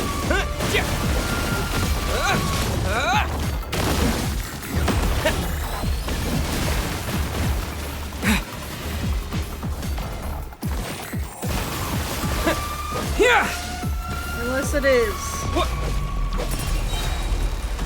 Thunderclap!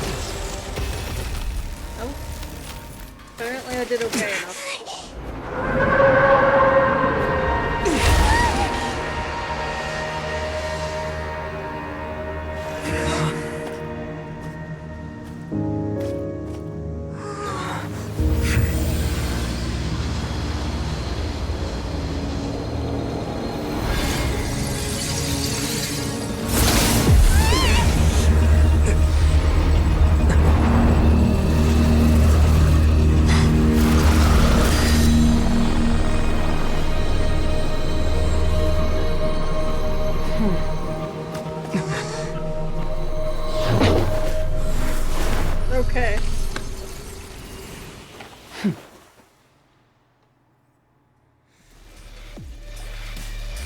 thanks for helping with the cleanup.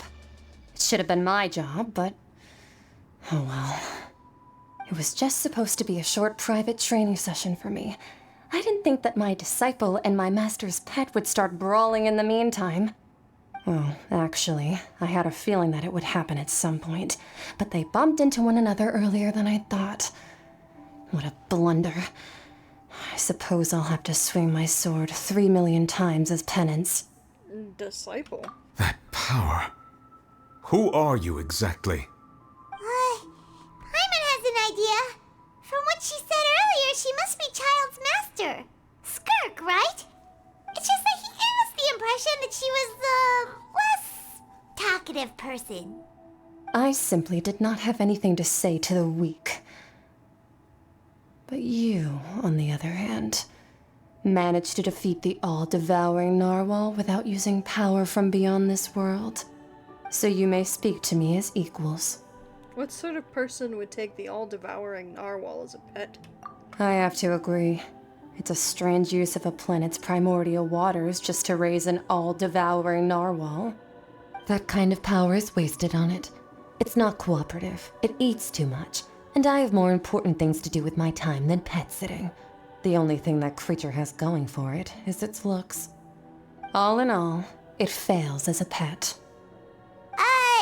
Miss Skirk? I think you might have missed the point.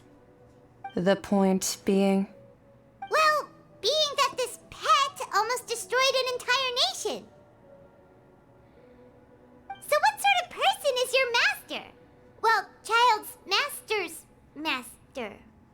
Wait, is that right? Oh, right.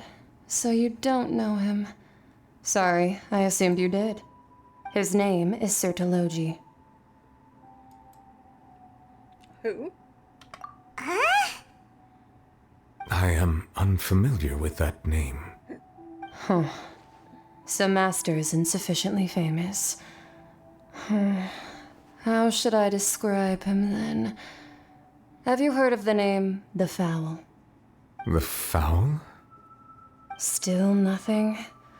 Well, how about the Visionary? Vetterfalnir then?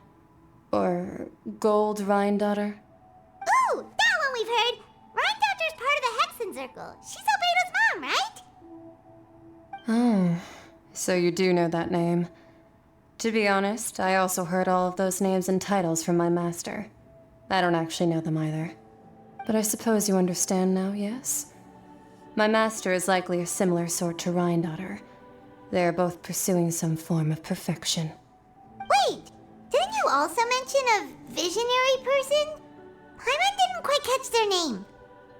Actually, never mind that. I believe it expedient to inform you that the all-devouring narwhal used up nearly all its strength fighting you. Such roiling hydro energies will prove difficult for the planet's deep seas to digest. As such, the fontaine back on the surface has most likely been thrown into chaos. In other words, the prophecy that you've been fretting over should now be in full swing. What? No, there's little to be surprised about, Paimon. It is natural, after all. The prophecy will surely come true. We knew this and accepted it. However... Not to worry. Focalor has already managed to deceive the heavenly principles.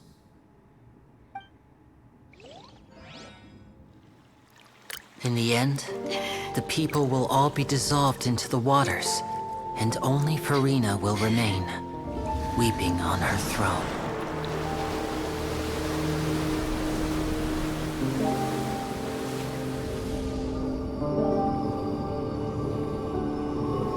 Only then will the sins of the people of Fontaine be washed away.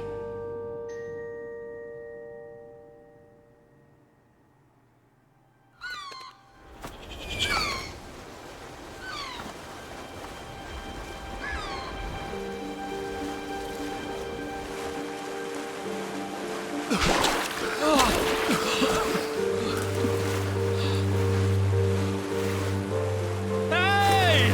Help! Over here!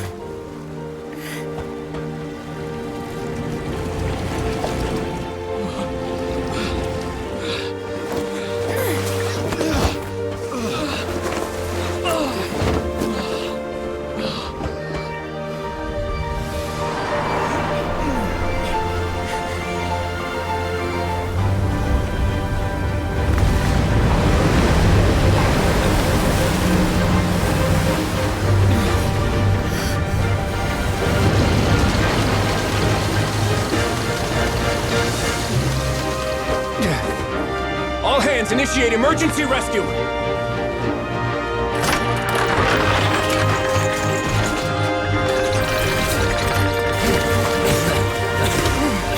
Hurry!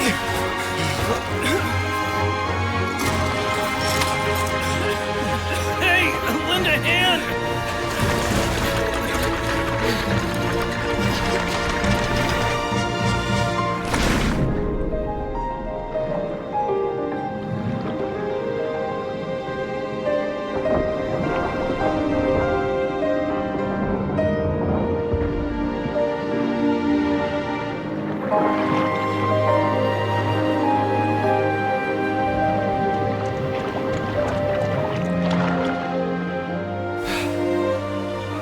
Look! The water's receding!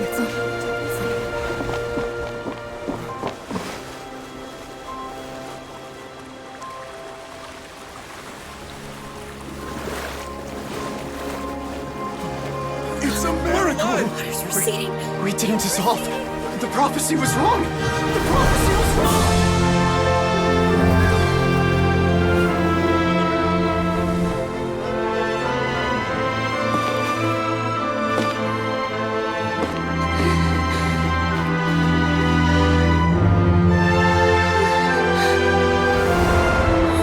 Are you alright? We're saved. The prophecy was wrong.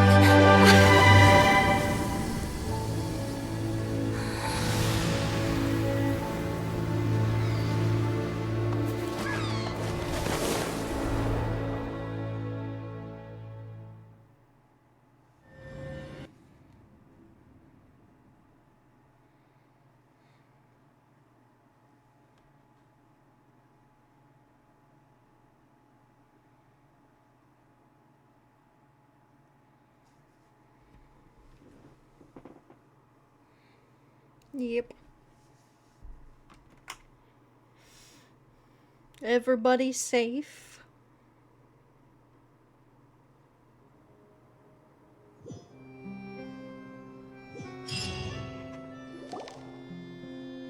The Soul Renewed! The Spirit di Rasula talks post-disaster rebuilding. I recently visited Poisson to meet with Miss Navia, spokesperson of the Spirit di Rasula, and we spoke about Poisson's present and future. Old soil can still give birth to new bloom, Miss Navia stated. Hope is like seeing a small cookie when you're starving late at night. You just need a little of it. Skyship Winglet, lunar brain of the Fontaine Research Institute. The various disputes that have arisen on account of Mr. Edwin have suddenly become a shield over the Institute, with Jurier turning out to be a once overlooked hidden gem. People always call the first researcher mad, but few know what to call the second. And should that latter person achieve a miracle, they would find it all the harder to find a word with which to classify him and his team. Wow! Paimon barely recognizes the people in the reports. Are those really Jurier and Navia? They sound like real big shots. They must have been real big shots from the start. What do you think? Pretty enthralling, huh? The Steambird's idea was pretty simple. With the disaster just having passed, we would print a free edition packed to the margins with good news to calm people down. The value for these big scoops lies in their inevitable follow-ups. We'll publish further reports and go into the stories behind those people. Edwin's assistant, Jurier, created a true flying ship, while Navia is leading people in the reconstruction of their home. I'm sure that these stories could draw even your well-traveled eye. The articles do make me curious about how things will play out. Paimon's curious too! Wait a minute. Didn't we watch everything happen from start to finish? What's there to be curious about? And that's exactly why I'd like you to come conduct interviews with me. You're the best incubators of news, if you haven't noticed. And also, with you around, I'm sure I'll get to see that Duke. Are you sure? Hasn't he turned you down several times already? Oh, this time will be different. Come on, let's head to Poisson first, and then make a trip to the fortress. There are some things you'll only know when you get there.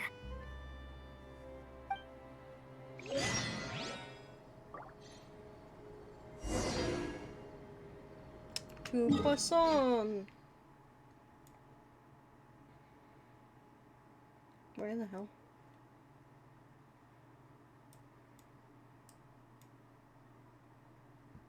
There it is.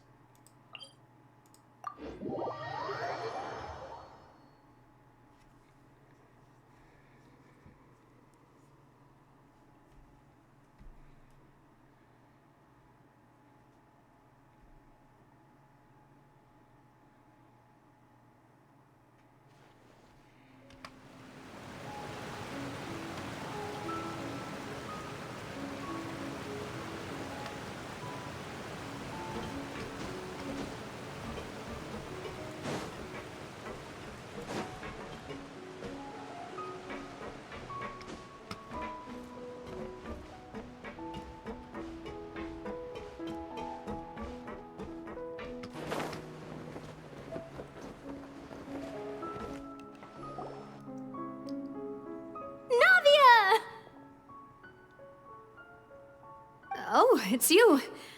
What brings you all here? Hey, we're just having a look around. I'm here to update myself on how things are going here. Oh, the Fatui are here too. Let me introduce you. This is Mr. Garunt Snežević. He represented the Knave in sending us a large amount of supplies, and is helping with our work. Our residents are hard at work as well. Thanks to everyone, work is progressing nicely. We've lost a lot of people, but we're moving forward. That will have to be enough. Hello, Miss Charlotte. I'm a big fan of yours.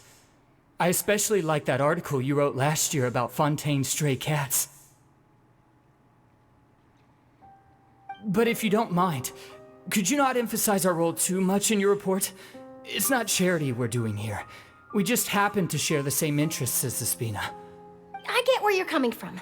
I'll keep it as simple as possible. Or would you be willing to feature as friendly neighbors? That would be fine. Thanks. Oh, you're back too. How are things? We finished laying down the construction materials. It'll be another hour before the workers are able to go over there. Huh? You're here too, Clarence? Well, her reputation's greatly risen after that whole duel business with Miss Farina. So she's here in Poisson to wait out the heat. All right. She really came here to help me out. There's too much to consider in the reconstruction of Poisson. The Spina has need of more decision makers. And, well, I do already happen to be connected to Mr. Callis. Oh, wait just a moment. Do you mind me asking a few questions? You know, about how you felt before the duel, about what it was like facing down a god. There's lots of exciting material there, I bet. Forget it. I'm sure you can find a better theme than that, Miss Charlotte. I see you're the same as always. Couldn't you do me a favor, for Navia's sake? Well, if we're talking about doing things for my sake, you might as well just take a few more photos of me. Or of the Traveler. It's better than wasting time persuading Chlorand, at any rate. Of course I will. I'm not gonna let him off that easy. All right, then everyone who wants to be in the photo, gather up. And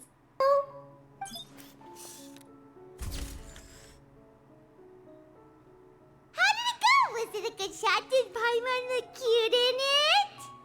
not bad. Your addition really helped the composition of the picture. All right, hang on a moment. Let me snap a few more shots. Charlotte takes more pictures of Poisson. All right, that should do it. I'll be back here later anyway, so let's call it a day. You're very quick. Speed is of the essence when it comes to the news, and freshness is the key. Also, not to brag, but I'm pretty good at building connections. Who knows? I might eventually get that interview with you after all, Miss Clorand. Wow, you have that never say die spirit. I'm impressed. I'll hazard a guess that this is how you got that interview at the Fortress of Maripede. You already knew she was going? Whoa, you're well informed. Let me make a guess too. I asked Sijuin, who told Monsieur Neuvillette, and he told you, right? That's a very complete information chain. In truth, All Monsieur Neuvillette asked me was, when did the fortress become so friendly towards the media? I told him that it was best not to speak too soon. There's no guarantee that Ridsley will make a personal appearance. You're right. I've got to treasure every moment I have with them. In which case, I'll be making a move first. Stay safe now. And tell me if you hear anything interesting. I'll treat you to afternoon tea in exchange.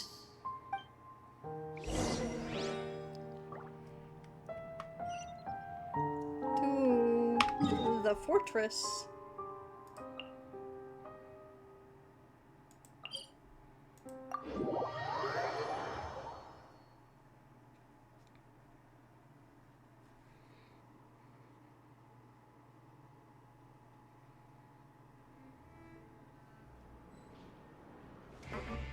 Wait. Yeet.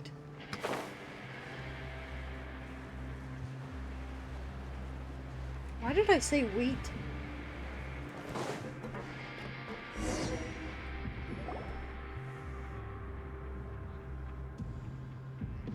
Wow, guess we're here again, huh? There's a real nostalgic feeling to this place. Looks like you've been missing us. Duke! Did you come all the way to the entrance to greet us? Of course. I'm here to welcome you and our dear Miss Charlotte, whom our good head nurse recommended to me. It's an honor to finally meet the much-rumored Duke. Thank you for consenting to my visit to the fortress, sir. No need to thank me. But that said, I shouldn't be the focus of your interview. I trust you recall our agreement? Of course, of course. All right then, this way.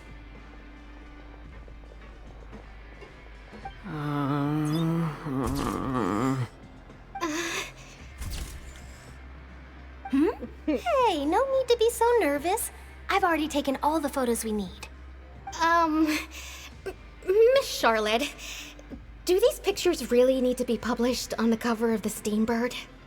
It would seem that Miss Lorvine doesn't want her face to appear beside that of Mr. Jurier, hmm? Sir, please don't say things like that. But it looks like dear Mr. Jurier denies it. Might this interview be very important to you then? No, I just... This is my first time being interviewed, and I'm very thankful to the Steambird for... Now, I might not look it, but I actually did meet Mr. Edwin once. And I'll be honest, I enjoyed chatting with you more. You've definitely got more of that genius vibe going on. The boat that brought about a miracle, the ark that saved the people. Why, you recreated a myth back there, like an emissary of legend. Still, if I might ask, where's that flying ship now? Huh! Looks like Charlotte's trying to get herself another exclusive scoop. I have to apologize, but that ship is presently in the bowels of our factory. I'm afraid it won't be easy for you to get a shot of it. Really? Well, then in that case, could I have an interview with you to make up for that loss? She really does know how to squeeze opportunities for all they're worth.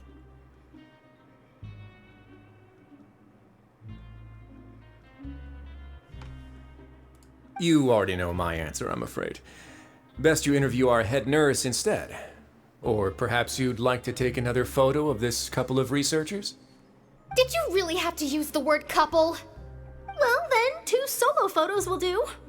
Is my hair messed up? Please, someone help me have a look.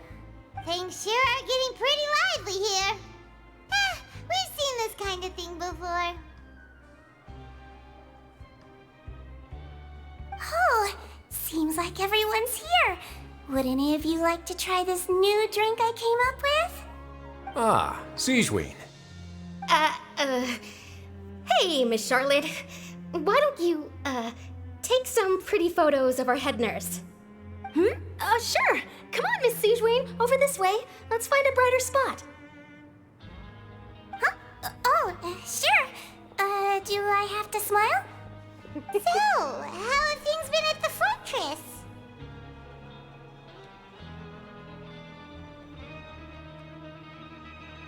Same old, as you can see. Fontaine's undergone some changes, but this place is still more or less the same. Other than that flying ship, it got a tad too much attention, I think. That's why I decided to let the interview go through. We should direct more public opinions toward the behind-the-scenes heroes. Am I right, Mr. Jurrier? Miss Lurvine? You're too kind, sir. I believe that you too should have your day in the sun. Not that you would want that, which is a pity. I'll just leave the spotlight to you two. You talk with Rio for a while to share news from I above see. ground with him. Lots of things happened that day, huh? Anyway, regarding that Harbinger, I'm not sure you remember, but his 3 young followers are still waiting for his return. He sure did win them over, huh? I'll tell them that there's good news and bad news. The good being that their boss seems fine, and the bad being that they must face extended sentences for abetting his escape. Oh, actually, what about you? Are things gonna change for you too? What change can there be? The fortress will keep chugging along, and so will my duties. As to what Miss Farina's departure will mean for the nation, and if our laws and governance will be transformed, we'll leave those to the folks in the overworld. Hey everyone, the photo shoot's done. Good. In that case, let's call it a day here. Thanks for your cooperation. Come on, Traveler, let's go. Till next time, everyone. There'll be a next time? Maybe. Who knows? I might write a story about the underwater factory next time. Until then. All right, last stop, the docks.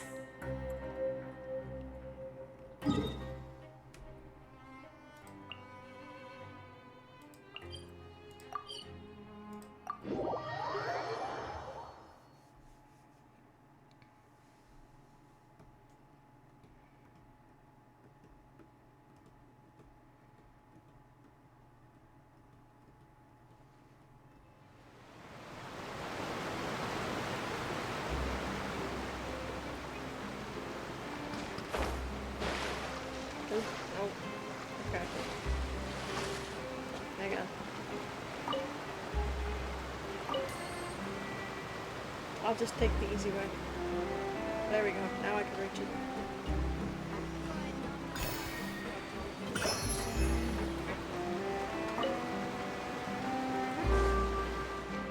We're just gonna go this way. I don't feel like taking a lift.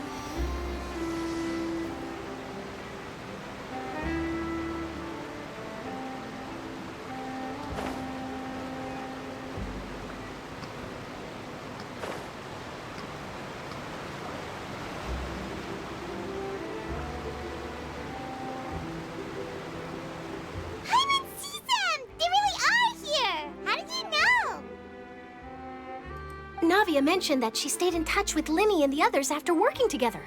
Apparently, they've been at the docks distributing these strange pockets the whole time since. Traveler, Paimon. Ah, and Miss Charlotte, too. Would you like a magic pocket? Yes, what sort of gadget is it? It's a wondrous bag that can be used to carry many things. The water level has returned to normal, but if you see any of your things floating around, you can use this to carry them. Or you could trick a friend into doing it for you. Trick a friend? I wonder which of my friends would fall for that.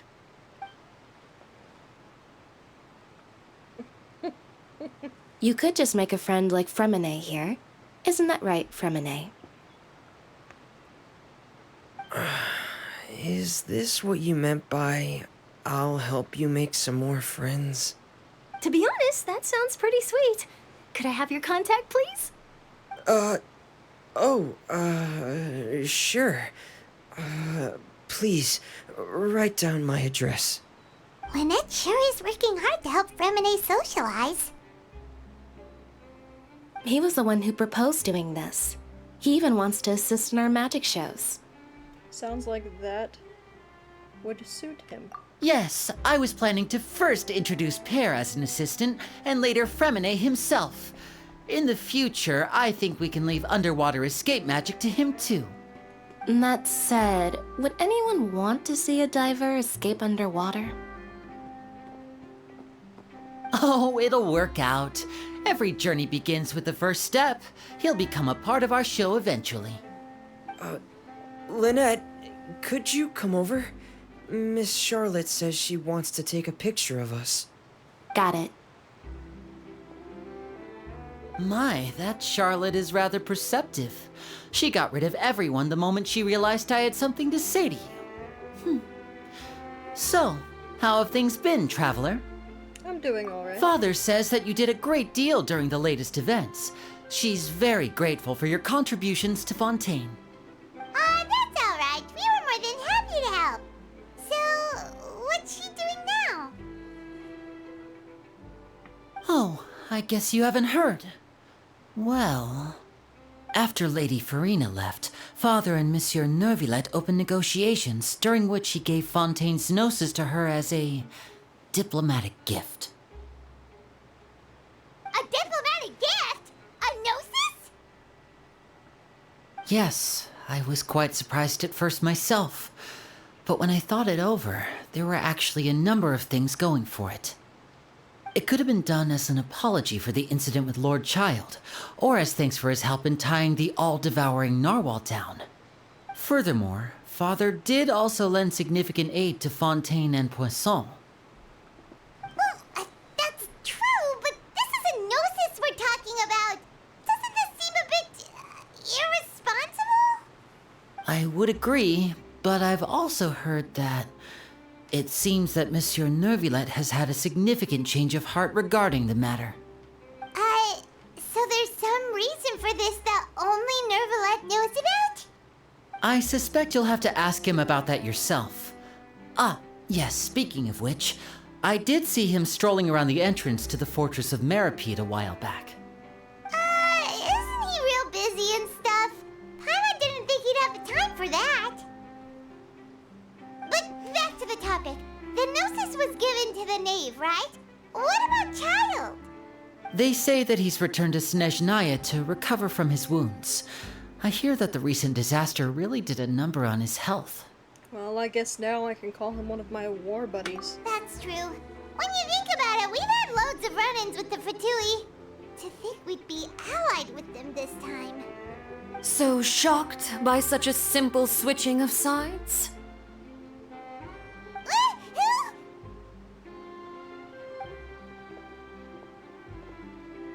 Father! Well, what do you know? Come to the docks to see how my children are doing and meet the Traveler by chance. Please do not pay my accomplishments in Fontaine too much mind. I would have done them regardless. Are you going to take the gnosis back to Snezhnaya? That is our duty as harbingers, yes. Don't be too preoccupied with sides. The goal of the Fatui concerns not a single place or person, but the entire world. With such a grand goal in mind, it is inevitable that we must wear many masks. Switching my masks is something I've always done. Will you keep your... Will you to keep... The way that's worded is tripping my mind up. Will you to keep to your position? Well, that depends on many things. No one truly knows what the future holds. What good is honesty if you can't rely on it forever? As for you, I very much look forward to our next collaboration. Good things cannot be achieved alone, and you've proved yourselves to be great partners.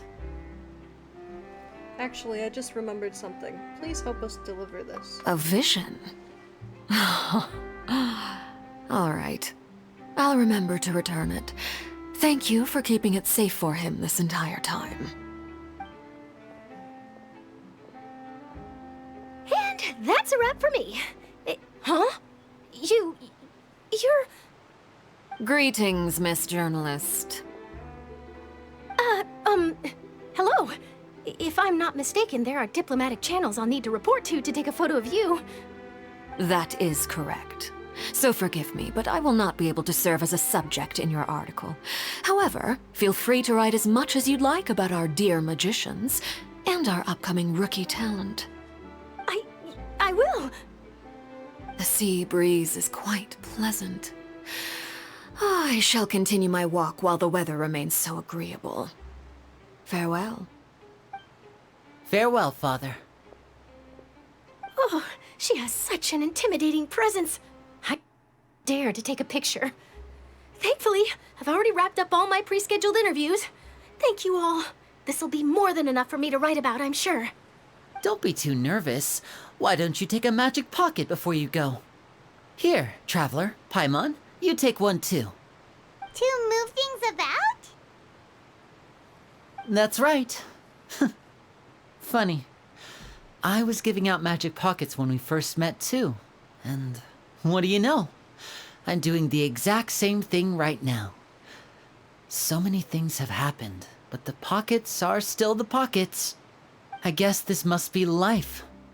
We will all follow our own paths, and serendipity will lead you to your fated friends. All right then. We'll be handing out pockets in some other districts later, so we'll get going now. Have a good evening.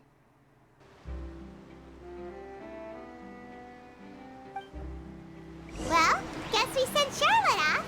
Shall we go see how Neuvillette's doing? As long as he's not so busy that he doesn't have time to chat anyway. Relax, May. He has a story quest that we could all do that focuses just on him. It's his story quest. Well, I mean, it focuses on Lynette too, but...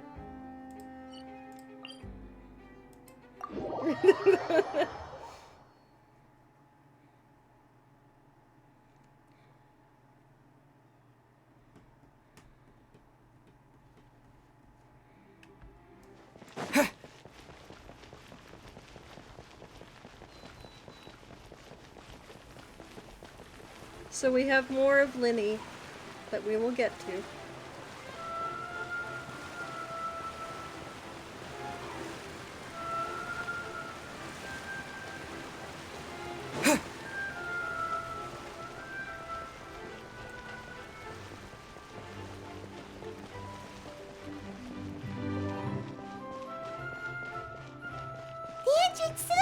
Why? Why would you do that? You changed the direction and nearly made me fall.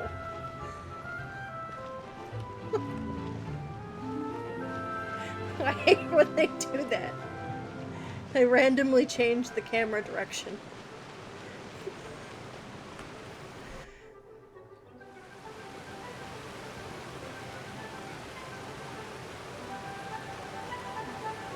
So, you really are here, Neuvillette. Paimon didn't think you were going to have free time this hour of the day. Really? Oh, I suppose you must have met Mr. Linny. He took the time to greet me earlier when he passed this way. In any case, you came at a good time. I was just considering reaching out to you to set up a meeting, so I may explain some things that I haven't had the time to before. Aw, Paimon's glad that you remembered. Thank you for keeping us on your mind, what with you being busy and all. Alright, let's have it then. How was Fontaine actually saved? The whole business is still quite the mystery to us.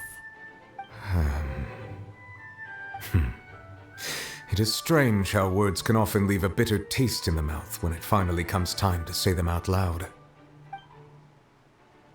Neuvillette sighs softly before telling you the truth concerning what he saw that day.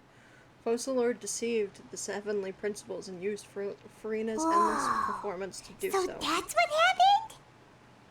I only saw Furina's part myself. Focalord destroyed the divine throne of the Hydro Archon and restored your power to you, transforming you into a fully fledged elemental dragon sovereign. But Paimon still doesn't quite get what you did to save the Fontainians from dissolving. For me, the authority of the ancient dragons refers to absolute control over the hydro element. Fontainians were incomplete humans born of Egeria's use of the power of the primordial sea, with constitutions similar to that of mimics. But so long as those primordial energies remain within them, I could use the ancient dragon's authority to grant them true blood, after the fashion in which life was first brought into being on this planet. In other words, when I gave my verdict, Fontainians became true humans, and thus would naturally no longer be dissolved by water from the primordial sea. Focalord must have counted on you to make that decision as well. Your verdict was the key to making the prophecy appear to have come true while saving everyone! You could say that it was at that moment that Fontanians were truly finally born. Yeah! And in a manner of speaking, Focalor finally managed to fulfill the original Hydro Archon's wish to turn Tyranids into real people too! It seems from your expressions that you still have more things you wish to ask. That's how you spell it? Ask away. I will tell you the truth as I know it. Yes, he is a real boy now. About the final. I have investigated his case along many avenues, and I have learned that he once fell into an unknown chasm when he was young. There, by chance, he awakened the all-devouring narwhal. But whether it be by sentiment or reason, that should not have been enough to consider him the root cause of the disaster. At most, he would have had tangential liability. As for the judgment passed by the Oratrice during the trial, whether it was due to that liability by association, or Focalor deliberately using him to buy time for us on the assumption that he would be able to hold the creature off, I cannot say. Guess Focalor had Fontanians in mind the whole time. In the end, it was thanks to her that they finally became real humans. Hang on a second. Paimon suddenly got another question. Back when Fontanians hadn't yet become real humans, were the children they had also transformed Oceanids?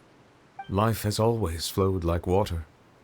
Do you recall how Fontanians would often come to the Fountain of Lucine to pray for children?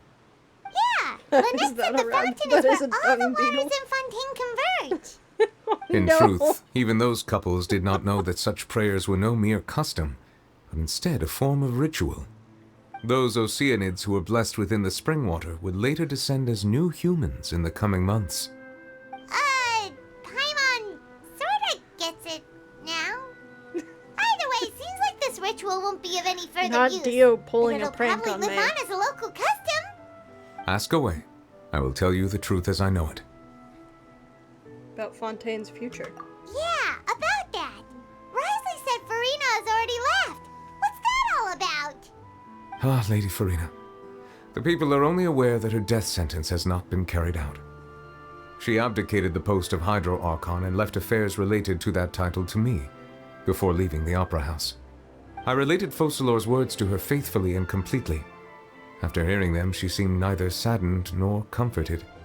She simply said that she was tired It's a scary and needed to rest. Oh, Having no. said that, she then packed her things and moved out of the Opera House, not unlike how an ordinary person might. But she's still got a place to stay, right? You need not worry. I will make arrangements to ensure that she will not want for food, clothing, board, or travel. In truth, I am somewhat happy for her. The wear and tear on her spirit will, of course, take time to heal.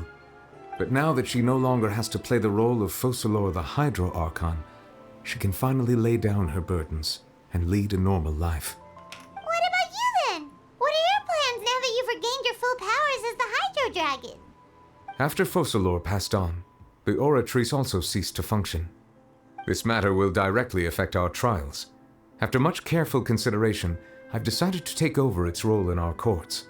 From now on, I shall hear cases and pass verdicts by myself. Looks like you're still considering stuff from the perspective of the Udex, huh? As an elemental dragon, there are indeed many things that I must do.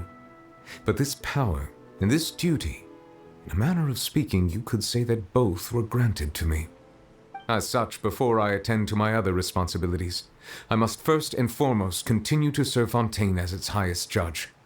The duty of the Hydro Sovereign and the duty of the Udex shall coexist within my person. Additionally, the Hydro Archon's departure has brought about another problem, which is that the Opera House shall no longer produce indemnitium. That's true. That power was derived from the people's faith in the Hydro Archon, wasn't it?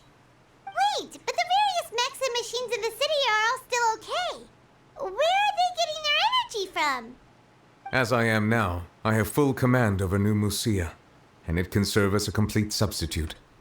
Another reason why I cannot quite leave Fontaine immediately. Wow. This ancient dragon's authority stuff is really quite useful, huh? Ask away. I will tell you the truth as I know it. About the Gnosis. Oh, that's right! They say you've given it to the knave as a diplomatic gift or something! Leaving aside their intentionality, The two Fatui Harbingers have indeed done much for us during this crisis. Their sole remaining goal in Fontaine, at least at this point, would seem to be the Gnosis. The Oratrice has ceased to function. The Hydro Archon's divine throne is now no more, and I do not need the Gnosis's power. As such, it has lost all meaning for Fontaine. If the Fatui have impure designs, then we might as well accede to their request now, and avoid unnecessary conflict. What complicated considerations? Paimon thought you were just giving it to them out of gratitude to the knave and as an apology to Child. Ask away. I will tell you the truth as I know it. About the next step of my journey. You will soon be heading to Natlan, I presume. I'm afraid that I have little talent as a travel guide, so all I can do is tell you what I know about that land. As far as I'm aware, Natlan can be said to be a nation of dragons. A nation of dragons? You mean like you? No, I suspect that I would not find myself welcome there. Unlike ancient dragons such as myself, the dragons of Natlan have undergone long years of development and evolution. Large numbers of them have entered a form of coexistence with humanity. Natlan is also the nation of war. War ravages those lands like an undying flame. There is one other piece of information I got incidentally from my negotiations with the Knave that I believe may be useful to you. The Harbinger known as the Captain has thrown his hat into the endless ring of war. The Captain. Sounds like a real tough customer. Seriously, everywhere you look, there's a Fatui Harbinger doing their thing. I suggest that you fully prepare yourself before going to Natlan. In the meantime, Fontaine's doors will always be open to you. Ask away. I will tell you the truth as I know it. I have no more questions. Hang on a sec. Paimon's still got a question about the Gnosis.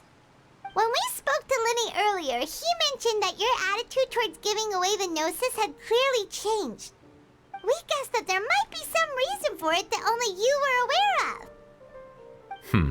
No wonder the House of the Hearth is the Fatui's intelligence division. They are certainly sharp. So regarding this specific issue, I was just getting ready to share something with you. What is it? In truth, I exchanged some further words with that lady named Skirk after sending you two back to the surface. It went something like this.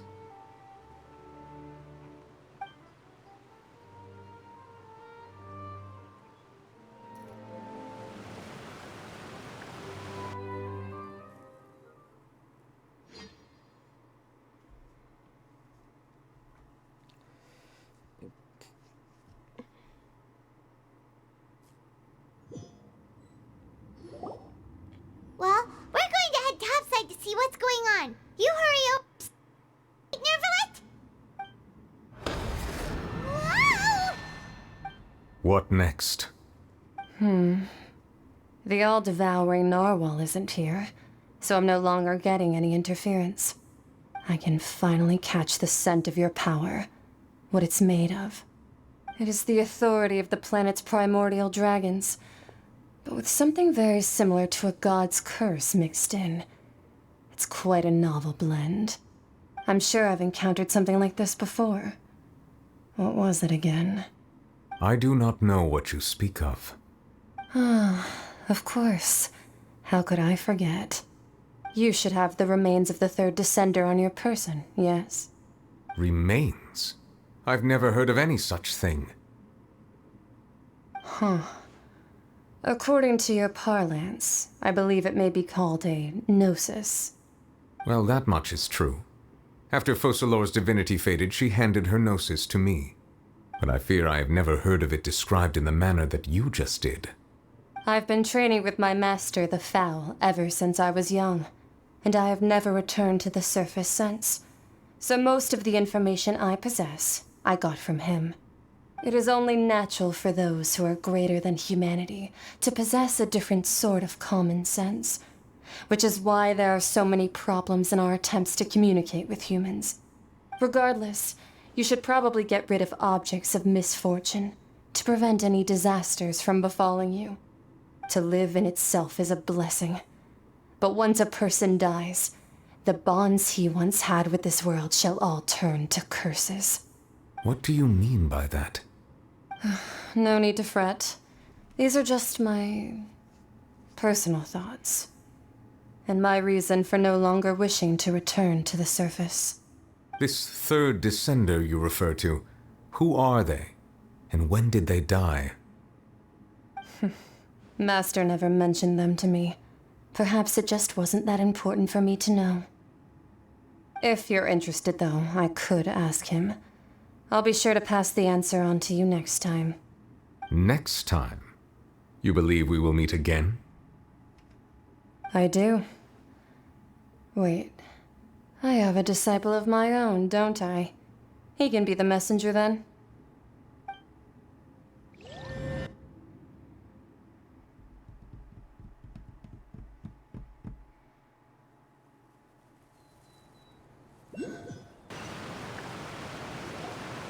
That's what she told me. Whether it would prove useful or not, I wanted to pass that information on to you. The remains of the third descender? So that's what the Gnosis actually are. Paimon just thought they looked like chess pieces. How could they be a person's remains? All the same, assuming that there was no misunderstanding or special metaphor at play, that is what she meant to say. And she said that it would bring misfortune and that you should check it, which is why you gave it to the Fatui. If she speaks the truth, then I would simply be putting Fontaine at unnecessary risk by keeping it here. A descender. She mentioned one of them. I am the fourth descender.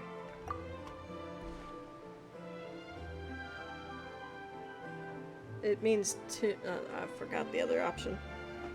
One, that the Gnosis are related to the descenders, and two, that the one who came before me has already died. I guessed that you might already be familiar with this concept, but I did not expect you to be one of them.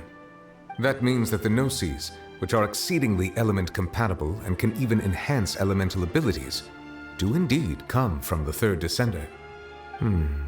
I wonder, does your body also possess similar properties? Like being able to use elemental powers without a vision. That does sort of count as special compatibility, right? No, let's not think about this stuff right now. It just feels creepy. Comparing the Traveler to the dead third descender and all. Don't worry, I won't die so easily. That's what you say, but this topic still feels like bad luck. Once Child recovers, let's get some more answers out of him. Or go look for his master and get the answers that way. I too believe it unwise to make too many blind guesses when information is lacking. The same is true of being at court. All right. Whatever the case, it seems like the crisis here in Fontaine's over for now. Yes. All of Focalor's efforts were for this moment as well.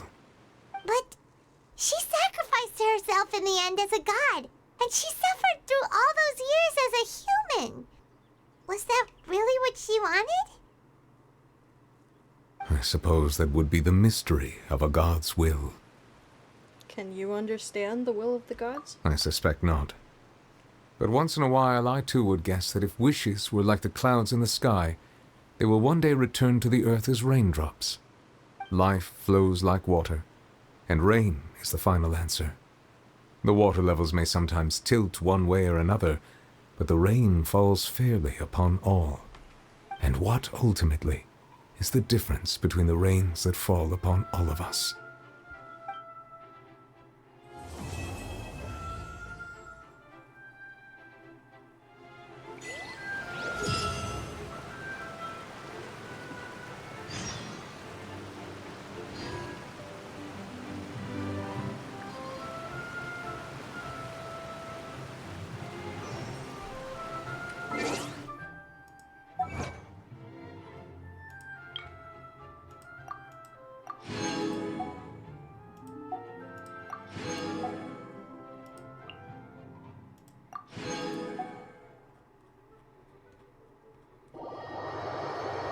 I will go, I promise. I'll go make food.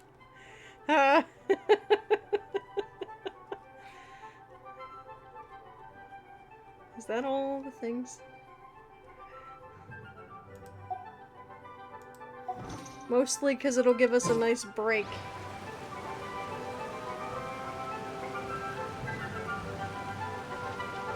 Wait, is it, if it's not above me, it's gotta be below, right? Haha.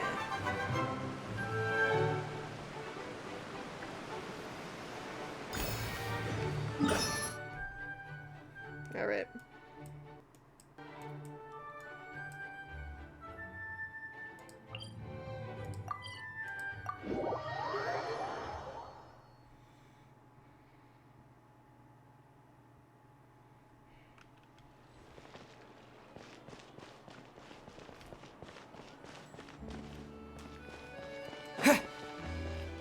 Can I cook here?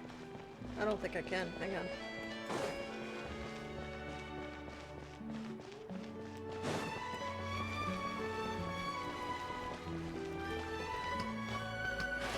Is it the lower level?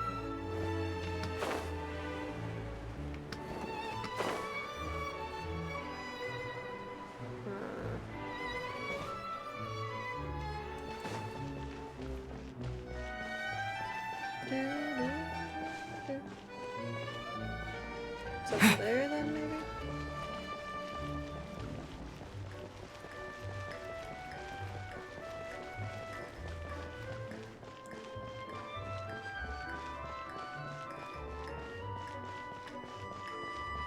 Nope, I went the wrong way.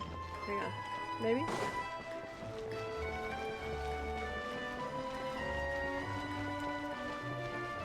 Maybe I didn't? I'm confused.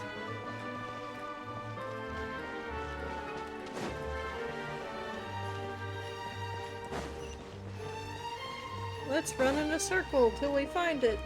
Yay.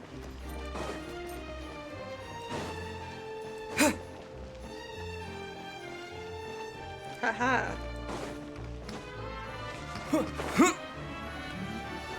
What the heck is there? Did I just... Just a thing, okay.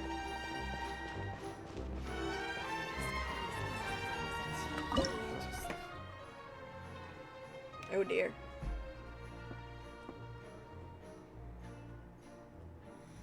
I can cook nothing. I don't have chicken. Or eggs.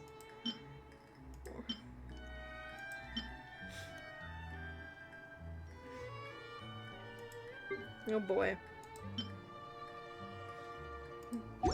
Okay. Coffee is life. No more free coffee.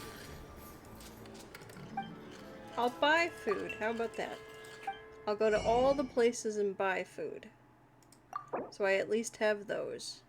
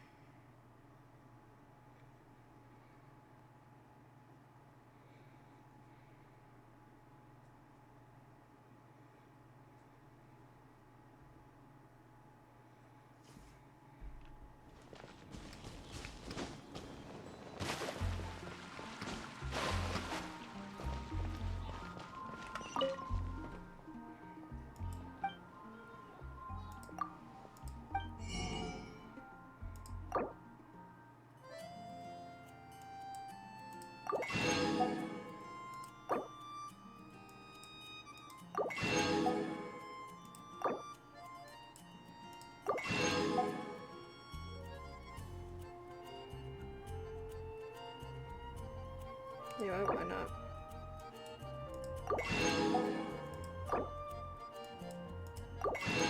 Maybe now I'll be able to bake things.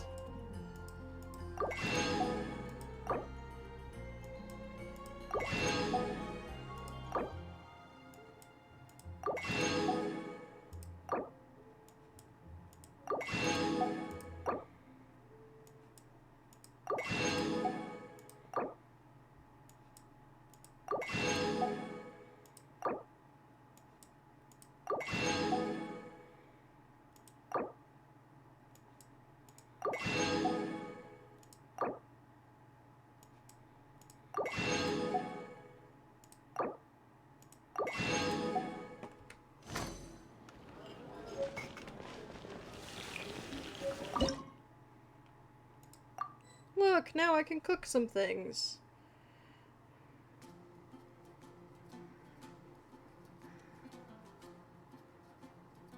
Not a lot of things, but I can cook some things now.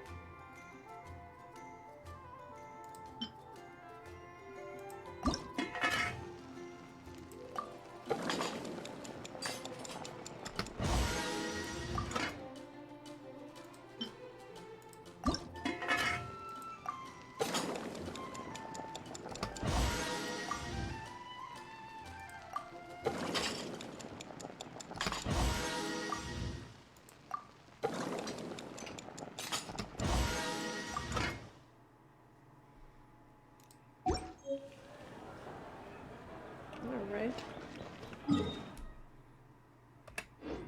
What can I buy from you, since I'm here?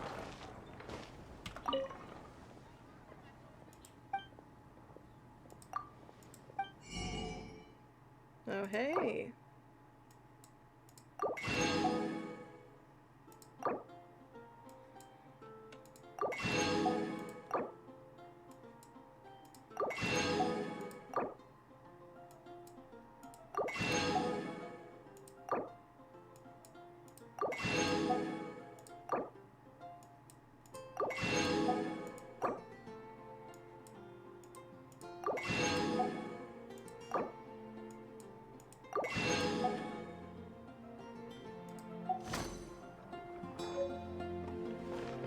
Let's see if I can make more things.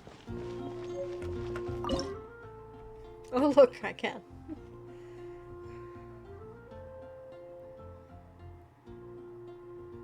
I'll prioritize the two that'll actually do healing.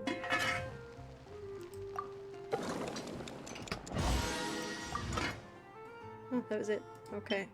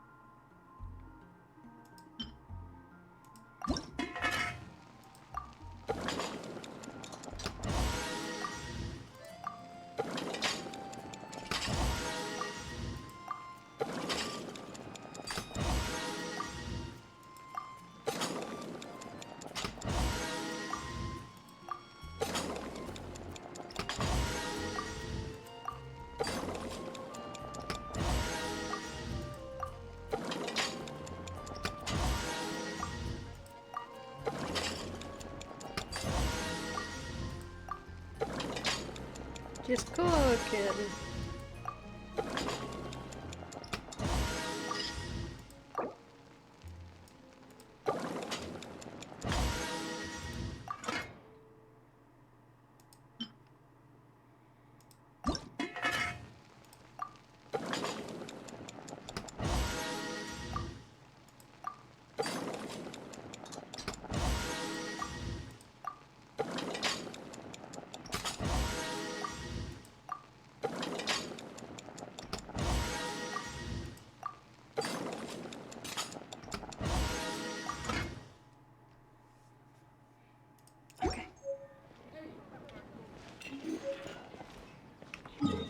That's Mondstadt. Now we go to Leeway.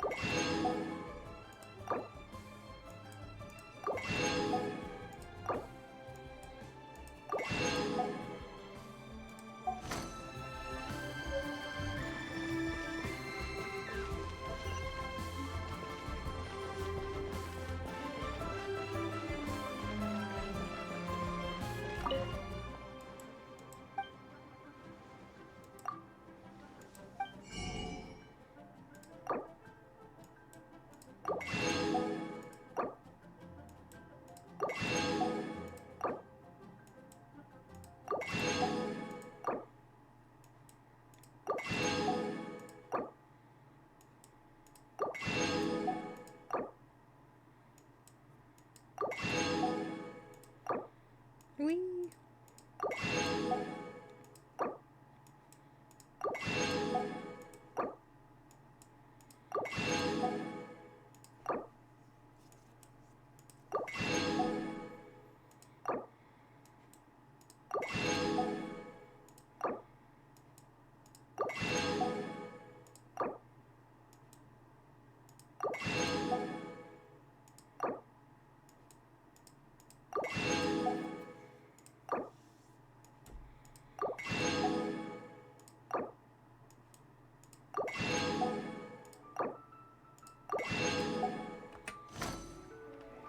Alright.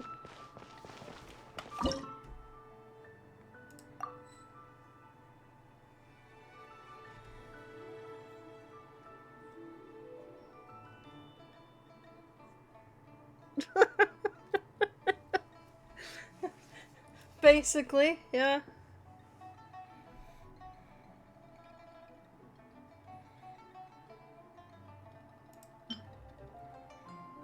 Now let's just...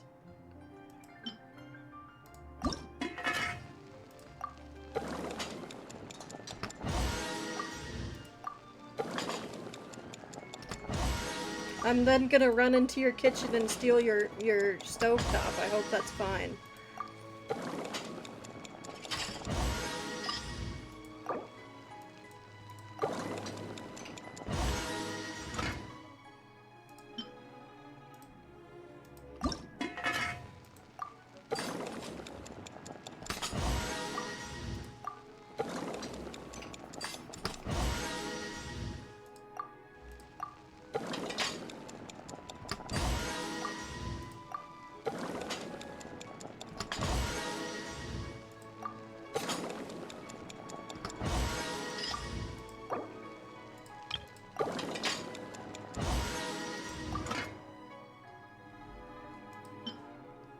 Prioritizing the ones that actually heal you.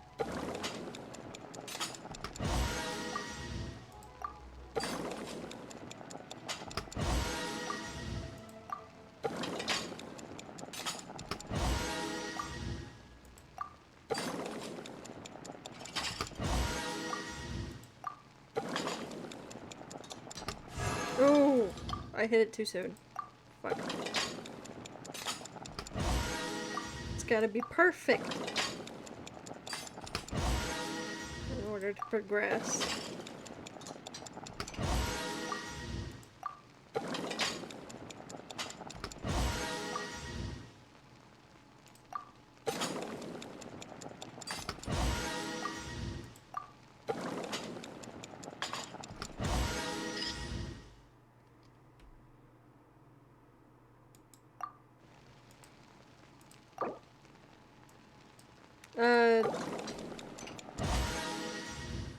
It's more just, I need the ones that have the plus signs. These are revival, these are plus signs, so they'll heal you. I'm just making what I can.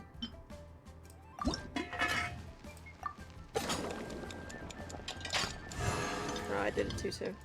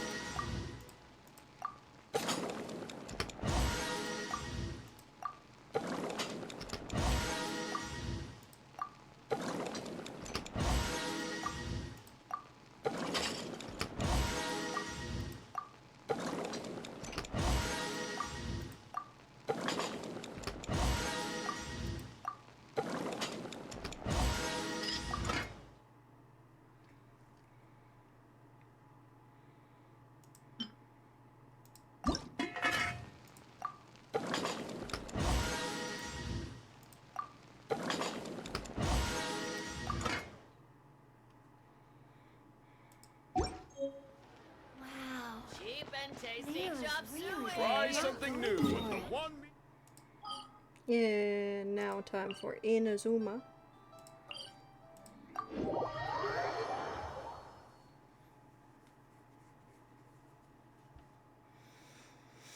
Jeepers creepers, watch about them peepers.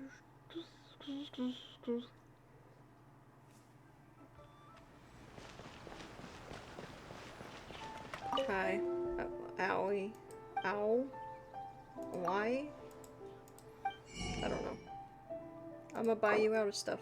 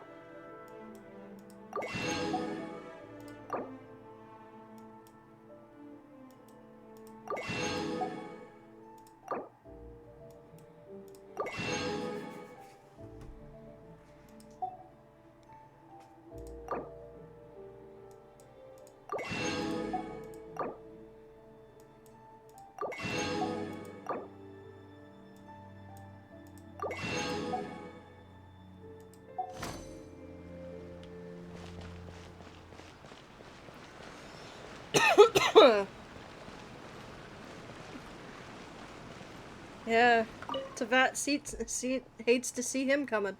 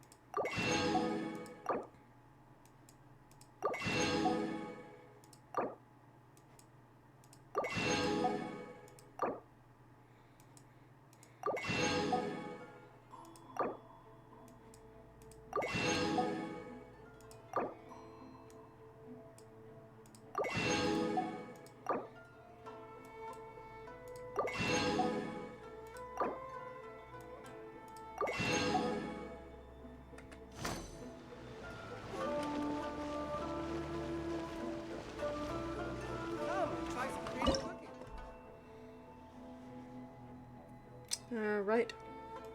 We'll go with this one first.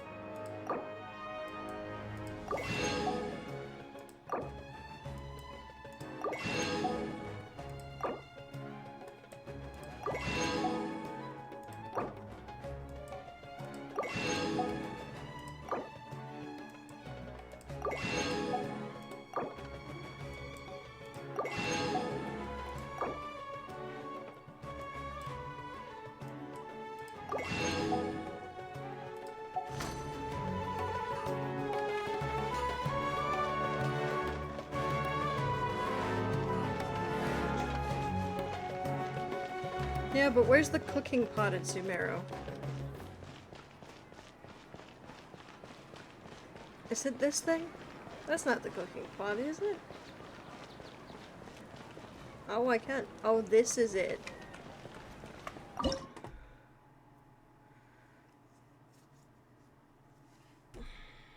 Alright, squirrelfish it is.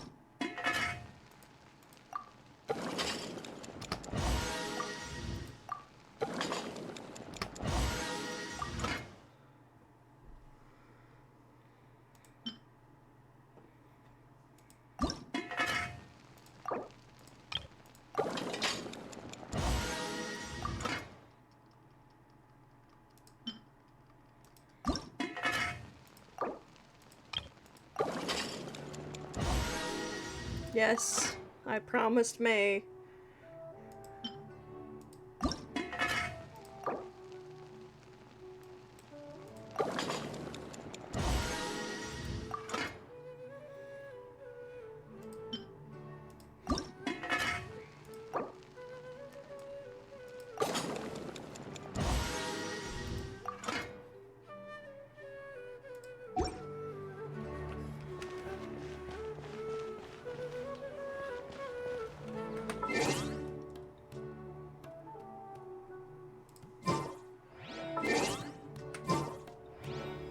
Alright. We gotta go here. Perfect. It's you two. I have a commission here that has your names written all over it. In fact, I'd even go so far as to say you're the only ones for the job. The only ones for the job? Huh. If our help is really that important, it's probably some Archon class commission, right? I've never heard of that classification before, but sure, we're happy to take this on. Which Archon do you need us to deal with today? The Adventurers Guild doesn't employ that kind of classification system. In fact, this commission is also probably not nearly as intimidating as what you're expecting. All it asks us to do is to find a missing person.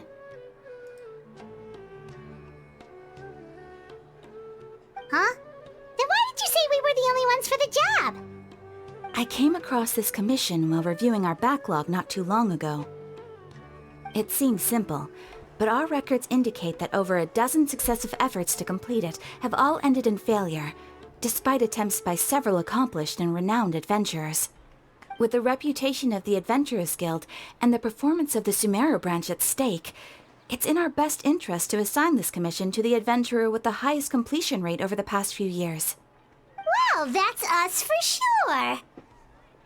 Flattery will get you everywhere with Paimon. All I'm asking is for you to give it your best shot.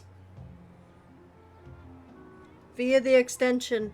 You'd have to go to my about. If it proves to be beyond your capabilities as well, I'll talk to the commissioner about canceling the commission. Okay, so who are we looking for? And what is it about this commission that's made it so hard to complete? This commission was jointly issued by the residents of Vimara Village. They say one of their own villagers has gone missing. But the problem is, they don't know the missing person's name. They can only provide information about his general appearance.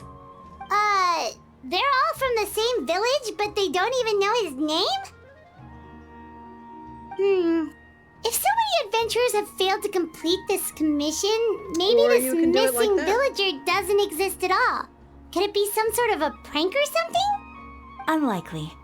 Several villagers came by to issue the commission, and judging by their appearance and tone of voice, they seemed incredibly sincere. It certainly didn't seem like a joke to them. Besides, putting up a commission requires a processing fee. There aren't many upsides to a prank that costs Mora to carry out. True, that would be a little strange. In any case, it would probably be best to go to Vimara Village and ask around first. The Adventurers Guild does have some information on hand, but I would say anything you can learn directly from the villagers would be far more reliable. The best way to avoid misdirection is to go to the source. Alright then, let's go! Paimon's starting to get really curious about this whole thing.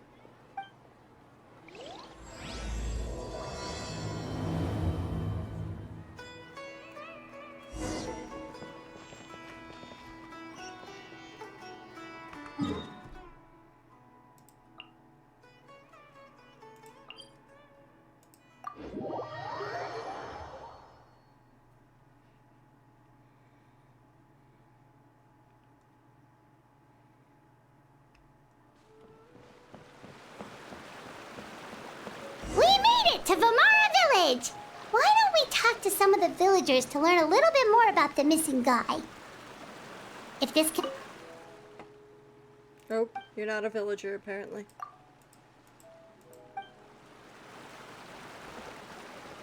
I'm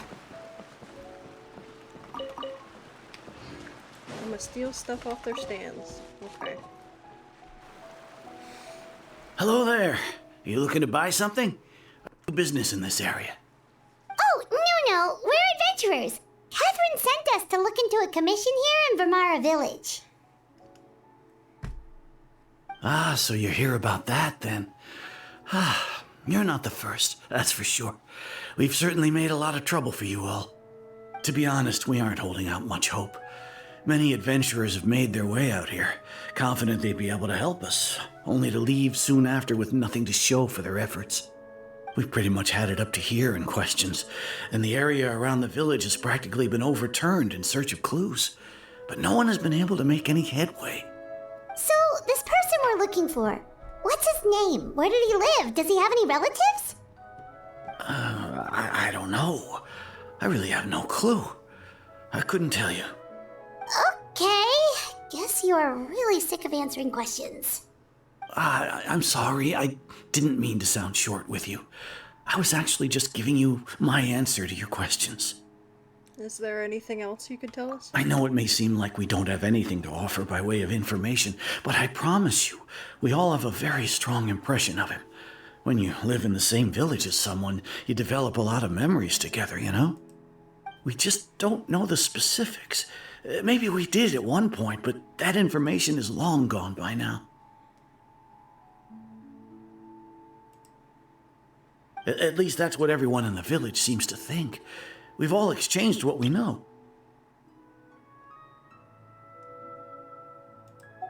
Yeah. All right, specifics aside then, what kind of person was he? Young guy. In his early 20s, probably. Incredibly kind sort of person. Always willing to lend a helping hand. I'd chat with him when I didn't have any customers. I even saw him stick out his neck for others on more than one occasion. Very interesting guy, that one. Now that you've started talking about him, you don't seem nearly as down in the dumps as you did before. Seems like he left a pretty good impression on you. But of course, everyone in the village is pretty fond of him. We wouldn't have issued that commission otherwise. There aren't many young people like him nowadays, so genuine and pure. To think that he just up and disappeared one day. I just hope nothing bad happened. Could he have just moved away without telling anyone? No, he's not the type to leave without saying goodbye. And anyway, moving away without being seen by a single person in the village? There's no way he would have been able to manage that. Huh. All right, thanks for the information. We're gonna go ask around some more.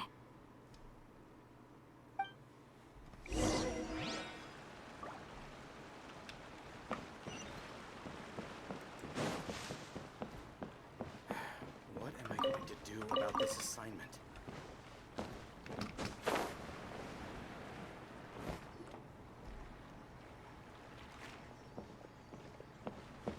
It's that guests I hear. Hi, Grandpa Amadea. We're here to help you look for the guy that's gone missing. Ah, so that's what brings you to these parts. Coming all this way for our sake. That's so very kind of you. With your help, I trust that young man's case is in good hands. Could you tell us a bit about him? Of course. I'm happy to help any way I can. With my failing eyesight, I'm afraid I can't offer much about his appearance. But I do remember hearing the sound of his voice. Not recently, of course. That loss has left me feeling quite empty. I don't think his parents are still living in the village. But somehow he never seemed lonely. In fact, he was usually the one offering companionship to others. He would often take time to visit the elderly or play with the orphans in the village. And whenever someone had something on their mind, he was there to listen with open ears. He always knew just what to say. As the village chief, I owe him many thanks. Helping villagers navigate difficult moments in their lives should have been one of my responsibilities, but he was often the one rising to the occasion. Wow. He seems like such a nice and gentle person. No wonder his disappearance affected you all so much. But, you wouldn't happen to know any details about his name, address, or family situation, right? I'm ashamed to admit it, but I just can't remember. No matter how you look at it, I should know those things. But for some reason, no matter how hard I try to remember, the information just doesn't come. Perhaps my age really has caught up with me this time. It's okay. There's no need to force yourself to try and remember. We'll figure something out.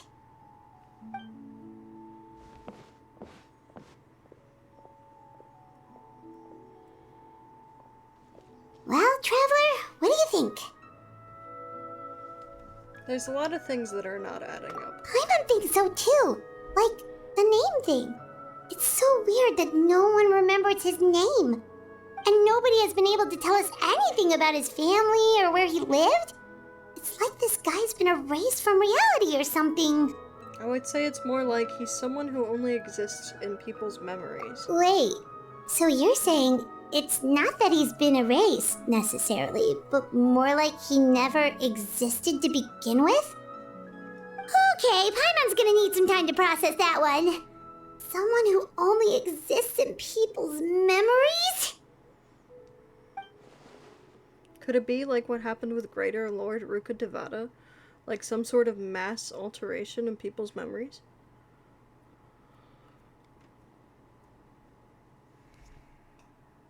You two are the adventurers who just arrived, right? You're here for the Vamara Village Commission? Yep, sure are. We were just looking into the case. I'm so glad to hear that. Thank goodness you haven't given up. I've been so worried the Adventurers Guild might cancel our commission. My name is Atosa, by the way. I grew up here in Vamara Village. Anyway, I just wanted to say, please keep searching for a missing villager. I'm begging you. You have to find him. I'm sure we'll track him down. Yeah, no need to worry. We'll give it our best shot. So, were you close to the missing villager? Are there any leads you can give us? I'm not sure this counts as a lead, but follow me. There's a place I'd like to show you.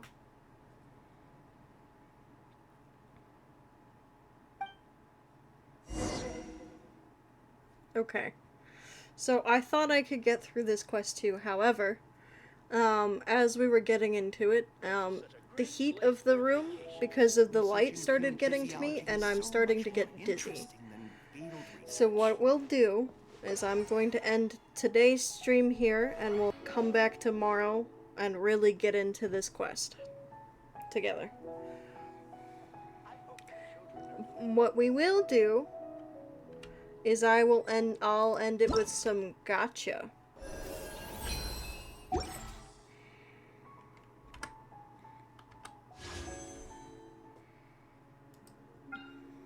And we'll go ahead and wish. Yeah, some gambling. We'll end it with some gambling. We'll go ahead and do a couple bowls. Once we get her, I'm done though.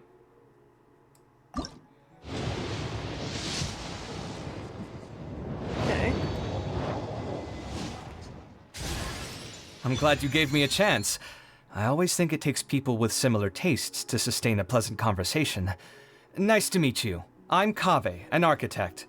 If you have a project you'd like me to work on, then I'll need a detailed description of what you have in mind. I'll take new characters too. That always works. It's always helpful.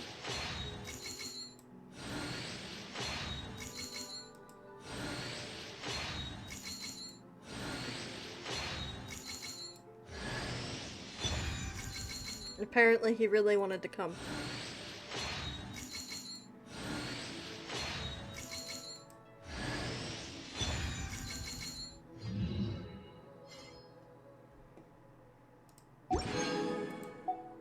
Alright.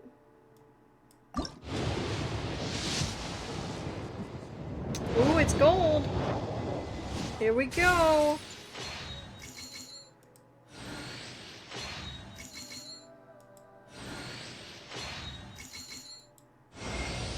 I am Jean, the Dandelion Knight, requesting approval to join your party. From this day onwards, my honor and loyalty lie with you. Not the one I was looking for, so I technically lost it to Jean. But very helpful to have another 5-star.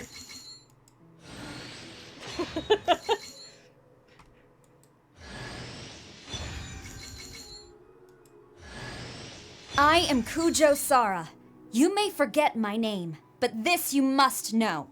On my watch, Inazuma will always be defended, and the will of the Shogun will always be done. Deity or demon, if you make an enemy of me, you will be struck down. Oh. Oh. She wasn't done. Or hello. Okay. My bad.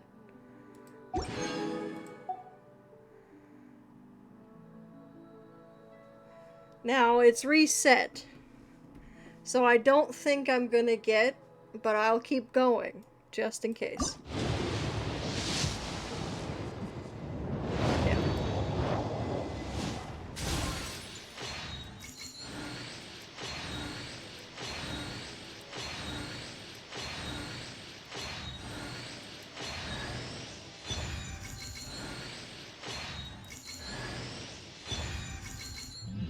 Apparently Barbara's like, you're going to replace me? No! This is the last temple. Yeah.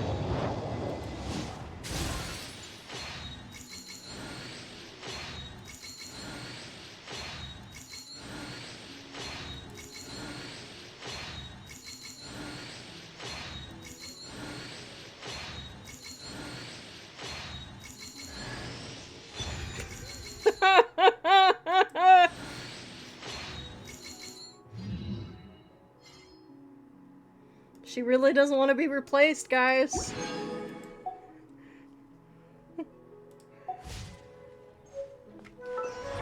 She's now C.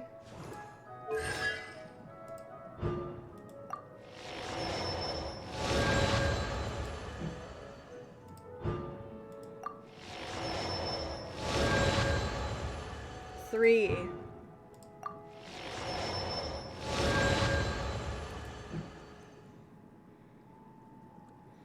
At her C6, she revives a person when they die. But I'm not here for that, so... I think Kave is also C3. I don't know what his C6 does. Oh, he's C2, never mind. Oh, because he was brand new. That's right. She only came once, right? Yeah, okay. Alright. Well. That was Fontaine, guys. What do we think? We have a lot of food now, too. I hope you enjoyed Fontaine. I know I enjoyed Fontaine. Yeah, when we come back, we'll get back into Bedtime Story, which is where we're at. Looking forward to a full team of healers. No, no. I don't need a full team, I just need a better healer. We have more options now for characters, which is good. So I'm gonna go ahead, and we're gonna end stream, and we're gonna pick out where to raid. Thank you everybody for joining me. Have a good day. Remember to say the snowflakes are coming.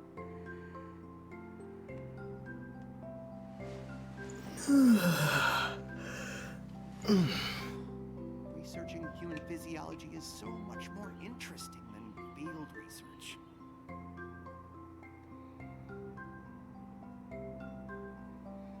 And to wish Starboy Blue a happy birthday, because it's their birthday. Goodbye.